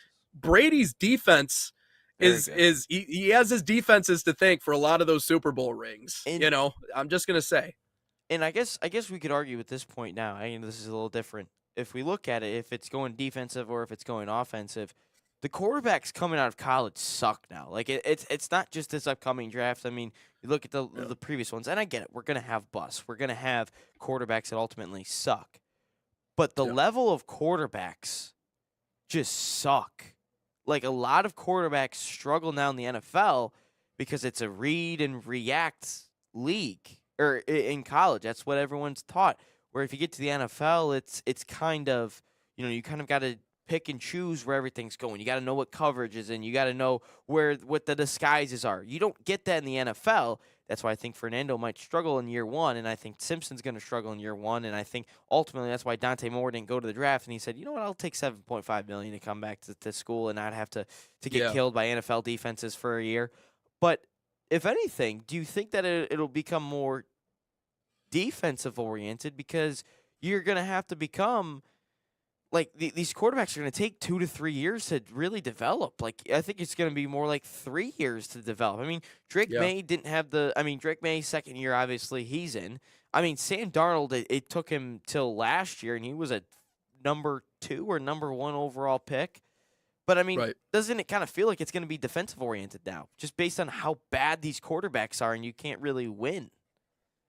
Yeah. Well, and it's shown that, defense. I mean, look at the two defenses we have in the Super Bowl right now. I mean, that's why they're there. So, no, 100%. And the other thing I would say is like the relationship between head coach and quarterback is the most important one in the building. Like there's no more important relationship than between the head of the company and the player that really kind of runs the machine, the franchise player. And so sometimes I think that's the hard thing about the NFL is like if the expectation is that that's going to result in success so quick, does that lead to the breakdown of that relationship? I don't know. So I just think it's definitely murkier when you look at the National Football League. Yeah, that's why But- running backs are going to become so much more. Remember a couple of years ago when everyone was like, running backs are dead. Like you get 1 year or 2 years out of them. But ever since like 2022, it feels like the running backs are going to become more maybe 2023 that the running backs are going to become so much more important because these quarterbacks aren't good right out of college anymore. Like Yeah. they're not like. Well, Again, there was some The rookie- usage rate has gone down because I think they realized in the NFL, like if we overuse our backs, that they're going to get hurt, that you might only get 1 or 2 good years out of them. That's still a very realistic thing about the running back position. Those guys wake up the next day and they're like, I got ran over by a train. Like that's every single week during the season, and even the off season for that matter. So I think the usage rate for backs has gone down, but the efficiency in which you can run the ball and in the times that you do hand it off and decide to go to the ground, yeah, it makes all the difference in the world. Continue. I didn't mean to interrupt you. like if I'm looking at these quarterbacks, I mean, yeah, there's quarterbacks that, have had good rookie seasons or they're just kind of mid in terms of the grand scheme of things. But a lot of these QBs just stink. And I think this year just horrible. Like Caleb Williams had a good rookie season. He had no offensive line, but he had a good rookie season. We're starting to see him develop. But I feel like we're going to see a lot of quarterbacks.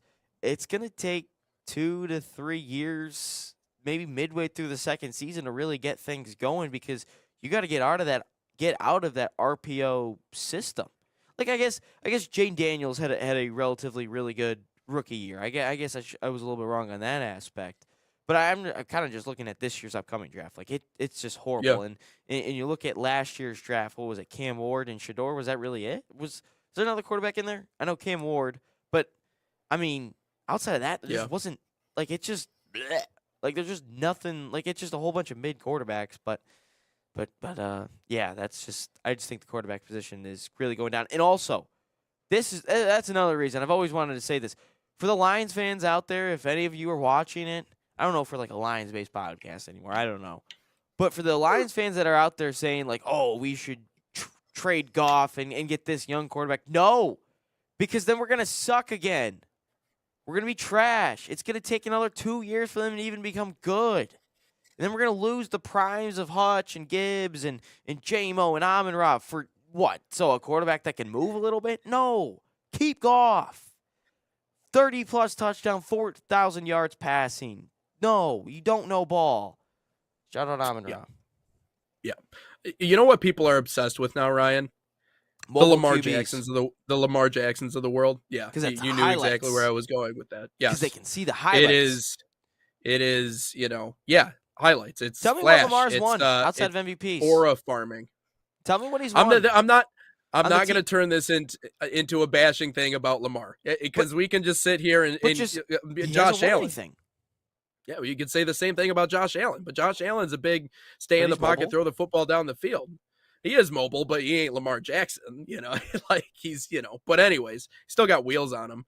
It's so funny. One of my buddies that I used to work with played him in the bowl game when he was at Central Michigan. You know the name Mitch Stanizak by chance? No, we've been over this before. I do not. I know. I've told you. You don't know who he is? All right. Anyways, but he has a picture of Josh Allen juking him out. You can actually find it on Google. It's hilarious. But anyways, no, Lamar. Was he? Yeah. Yep. He was a defensive end at Central. He was the Bonamago years. He won one game his senior year, which was that was right. Brady got fired. Not great. But no, we can turn this into I don't want to turn this into a Lamar conversation. Again, we can make comparisons all we want, but people are obsessed with the do it all. What's your guy's number? What was it? What was he? Oh man. Like 42 or something. I can't remember. Okay. But yeah, I mean, you can probably find him on the. Yeah, he's right here, number 44. Or 44. Yeah, that's what it was. Yeah, he's right there. Yeah, I'd put that. If I was him, I'd put that up on my wall. Did you? Yeah. Yeah. You see the picture right now? Yeah. Yep. Yeah, I'd put that up on my wall if I was him. He he buckled him. And I actually went back and I think I saw the play because I watched the game replay from them playing Wyoming. But I talked about how everyone just kind of stood out on the field while he was warming up, while Josh Allen was warming up, just to watch him just take warm-up throws and just watching the ball just cut through the air. It's like this is different. Was Cooper Rush? And I had the same feeling. Yes. Yep. Wow. I believe at that future time. Yeah. NFL starting quarterback. Cooper Rush started a handful of games. Yeah. And he was pretty good for the stretch of time that he was in there. Obviously, you're not going to go away from Dak, but no, it is. Did your buddy story. hang it up on the wall? Like, does he have the photo hung up on the wall? No. Oh, I think he needs to if he doesn't. I know. I would. Well, you want to know a fun fact about your co-host? Huh? You want to know a fun fact about your co-host? Enlighten me. Okay. Played Orchard Lake St. Mary's my freshman year at West Catholic. If you don't know anything about OLSM, they'll kick you in the teeth. One of the kids on the team just so happened to be the son of one of the special teams coordinators for the Lions, or at least I think he was a special teams coordinator. I forget what his specific position was. It was a while ago. But gashed us on a couple of different plays. Caught one pass. We had a guy that was 3 yards behind him, run ended. He was 25 yards behind him. Go ahead. Is it KJ Hamler? Allen Robinson. Oh, Allen Robinson. Okay, that's a good one too. Oh, great. You're older than me, obviously. Oh, that makes much more sense. You're older than me. Yeah, that'd make much more sense. Yep. I was thinking KJ Hamler. Playing for Orchard Lake. yeah, that makes way more sense. You wouldn't have played with. Okay. Yep. Okay, gotcha. Yep. Yeah, dude, they produce wide receivers that go to Penn State. Yeah. Well, and wasn't Ross? Didn't he go there? Michigan linebacker. His older brother. What was his name? Oh, geez, I'm blanking on his name right now. Ross? Not John Ross. Not Josh Ross. Was Josh his older brother? Josh was. It's Josh, and then So Josh is the youngest. Whoever his older brother was played at Orchard Lake. Anyways, I'm getting off track here, but yeah, Allen Robinson was at Orchard Lake when I was at West Catholic. So anyways, we saw that and we're like, okay, so there's layers to this, obviously. Like we're not on that level. I'd hang that up in my house. I don't even care if I got killed. I'd be like, dude, yeah. I got to face him. It's so funny watching certain sports where you're like where you have like one guy mixed in there that's just that much better than everybody else around him. Like it reminds me of when I saw Jacob deGrom throw against low A baseball players. Like it's just like how do you even touch the guy? You know, how do you even? He struck out 8 of 9, dude. The only one not to strike out is a kid from Muskegon, which I thought was hilarious. But yeah, just diced him. It's just not even fair. But anyways, we got a question of the day today. Oh boy, I forgot to even do that. Yeah, like when you for the people go at ahead. home, Go ahead. I don't have like today. I came in like 20 minutes before the show. Normally, I'm here like hour and a half, hour 20 before the show, and I get everything like situated. I like that like hour where I can get everything done. But no, like there's the one graphic I showed, and I don't even have question of the day. This wasn't the bottom bar wasn't even working for a little bit. I hit live with like 30 seconds to go instead of a minute. Like it's just been We're scrambling. It's all right. I got one for you if you want to just, I don't know if you want to type it out on the screen and then we can give Salt Athletic a shout out. Yeah, we have to. We got to announce the giveaway here today.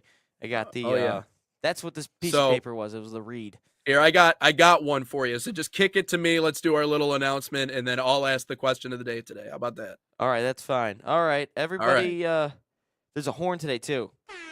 Woo!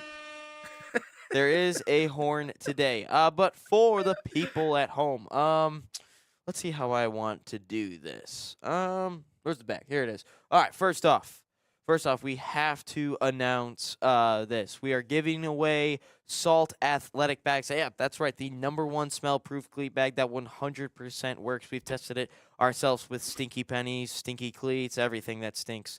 But anyway, here is how you guys can enter to win our Salt Athletic giveaway. We have 21 bags in total that we'll be giving away. So for the next 21 weeks, we'll be giving out 21 bags. Every Friday, we will announce it. But here is how you can win. Win a Salt Athletic bag. Head over to our Instagram, NatSoccerTV. Follow us. Tag a friend. We'll make a post about it, obviously. Then you guys go on the post. Tag a friend and comment hashtag NSN Salt giveaway. That's, again, hashtag NSN Salt giveaway. It's that easy. One winner every single week. But yeah, that is absolutely how you can enter to win this. So just head over to our Instagram, drop us a follow, tag somebody, and comment yourself. But anyway, here is the other Salt Athletic read. If you guys don't win, unfortunately, you guys can use a promo code to save 15% off on that #1 smell-proof cleat bag by using NSN as NSN15 to save 15% off. Scan that QR code or visit saltathletic.com today. Again, this is a little different, but again, question of the day. Sorry, I had to get this in. What? Just spamming that button. Well, I didn't do it Friday. I had to get the numbers up. That's fair. Are you excited for the Super Bowl musical performances? No. We got a real weird mashup going on. Early 2000s bangers all day long. Green Day, who just so happens to be my favorite band outside of the Red Hot Chili Peppers. Billy Joel Armstrong's an asshole, though. I don't like him. I like his music, but I don't like him. Well, that's fair. You can separate the two. That's all I'm saying. But we got the Anarchists to start the show, and then we got Bad Bunny at halftime of the Super Bowl. I mean, I don't really obviously understand everything that he's saying, but some of those songs are a vibe, man. I mean, it's it's hard for me to listen to that vibey music when it's 2 degrees outside, I will say. So it doesn't really hit with me in the middle of the winter nearly as much, much like I don't enjoy a Corona when it's -1 degrees outside, or a Modelo or whatever the case may be. It's just not my go-to. However, I think some of it's a vibe, personally. It's just the way that it's just the way that I see it. No, I'm not happy for any of it. No, it's not Come gonna on, be good. man. It's not gonna. Come on. You don't like Linkin Park, but you don't like Green Day? I never Come said on, I man. I didn't feel like like that's Green kinda- Day. I just think Billy Joel Armstrong's an asshole. Well, I mean, And he he has gets a mad certain. that Justin Bieber goes on stage instead of him, and he just goes on a tantrum like a 5-year-old kid. Well, I No. would be mad too. I mean, I just, I think the NFL is doing a great thing by reintroducing everybody. Again, I said the early 2000s is back, man.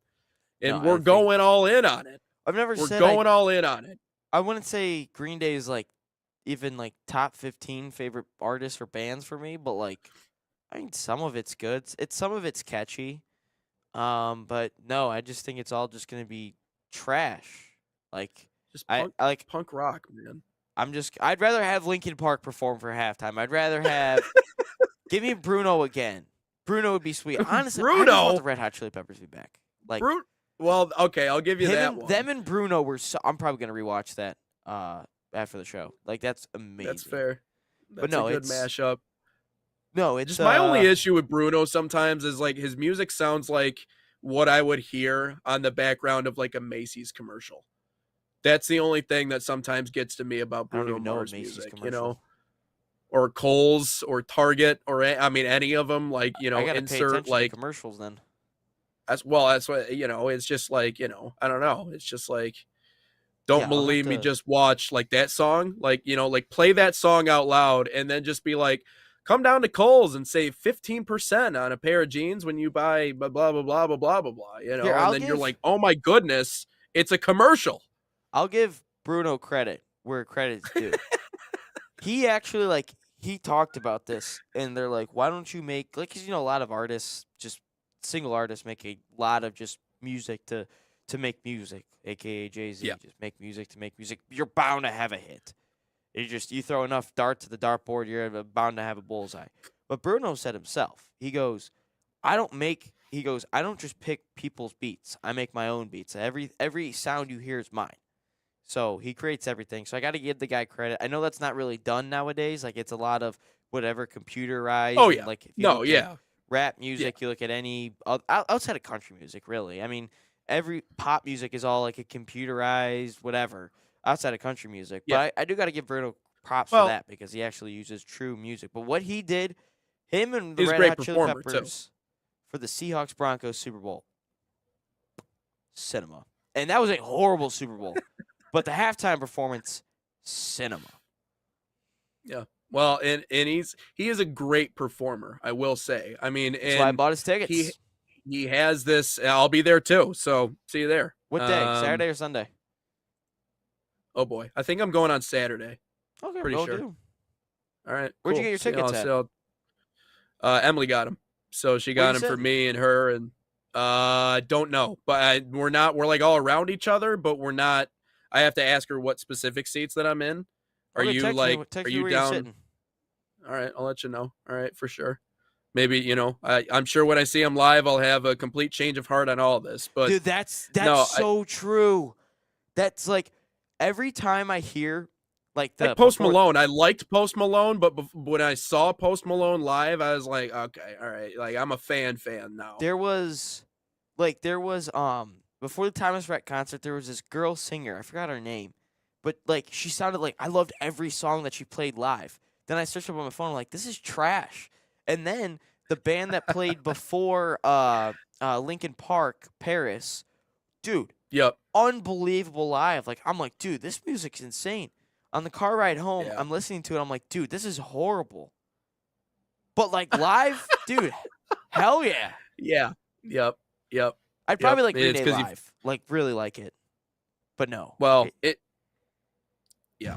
Anyway, I'm thrilled. I took victory laps when I heard that Green Day was doing it, mostly because like they're just like reintroducing Green Day to like this generation. Like, not that they were ever dead, like they were still making music, but like they haven't been mainstream since God knows when. So that was the only thing that I was kind of like, that's cool. That's cool that they're back in the limelight, that they're back in the picture. But no, Bruno, the other thing that I think a lot of like older people love Bruno because he's the closest thing to what they had in terms of like the MJ generation of Prince music. and Michael You know Jackson. what A I lot mean? of people say that. Yeah, and so like I'm not. He is imitating, but he's not trying to duplicate, if that makes any sense. Yeah. Like he's not trying to be MJ, but he is doing things like MJ. So I think for a certain crop of people who love that style of music, which MJ has catchy music, but I wouldn't necessarily say that was ever my flow, the stuff that I love. Like, of course you're going to play, Thriller, like a Halloween Party or whatever. Like you have to, like it's a banger, but it's never really been my style. So maybe that's it. But again, a lot of what makes him great, much like MJ, is how he performs. Like the music itself is okay, really but like good. when you see his ass moonwalk from one side of the stage to the other, that's the thing about Michael Jackson where you're like, oh, okay. Obviously I never got to experience that, but I'm guessing that Bruno kind of has that same effect on people. Yeah, when you play Teen Spirit by Nirvana, but you're singing Billie Jean, and then you transition it into Seven Nation Army. Yeah, I would say people really like the way you perform. Yeah, that's fair. That's fair. But by the way, before we go to before we cap this off, I've always found like it's hard for like rappers and like certain hip hop artists to do like halftime shows. Yeah, because it's like rap. and it's like it's my tough. dad has said you can't listen. He doesn't like listen. Like he likes rap music, but he does not want to go to a rap concert. Like it's just I don't know what it is, but you just can't. I don't know. I heard a lot of people don't like rap concerts. It's like the perfect. It's like you have to have the perfect mix of like the lyrics and the beat around it. Like if you don't have that mix and it just sounds like shouting, it's like and it's like there's no instruments really, so you can't really like get like an amazing guitar solo or like a drum solo or a piano solo. Like, you can't have that. And then like they're not dancing on stage because there's so many words that you have to get in a short amount. I don't know. I wouldn't go to a rap concert either. Yeah. So, anyways, just kind of weird when you talk about halftime performances and stuff. Give me Bruno and Red Hot Chili Peppers. I'm looking forward to Green Day, man. We'll see exactly how that pans out. But thanks for joining us on our Monday edition. Back at it tomorrow, back in our 9 o'clock slot, 9 to 11 a.m. Check us out on social media, National Soccer Network. And until we talk to you guys then, this has been episode 215 on Inside the Game.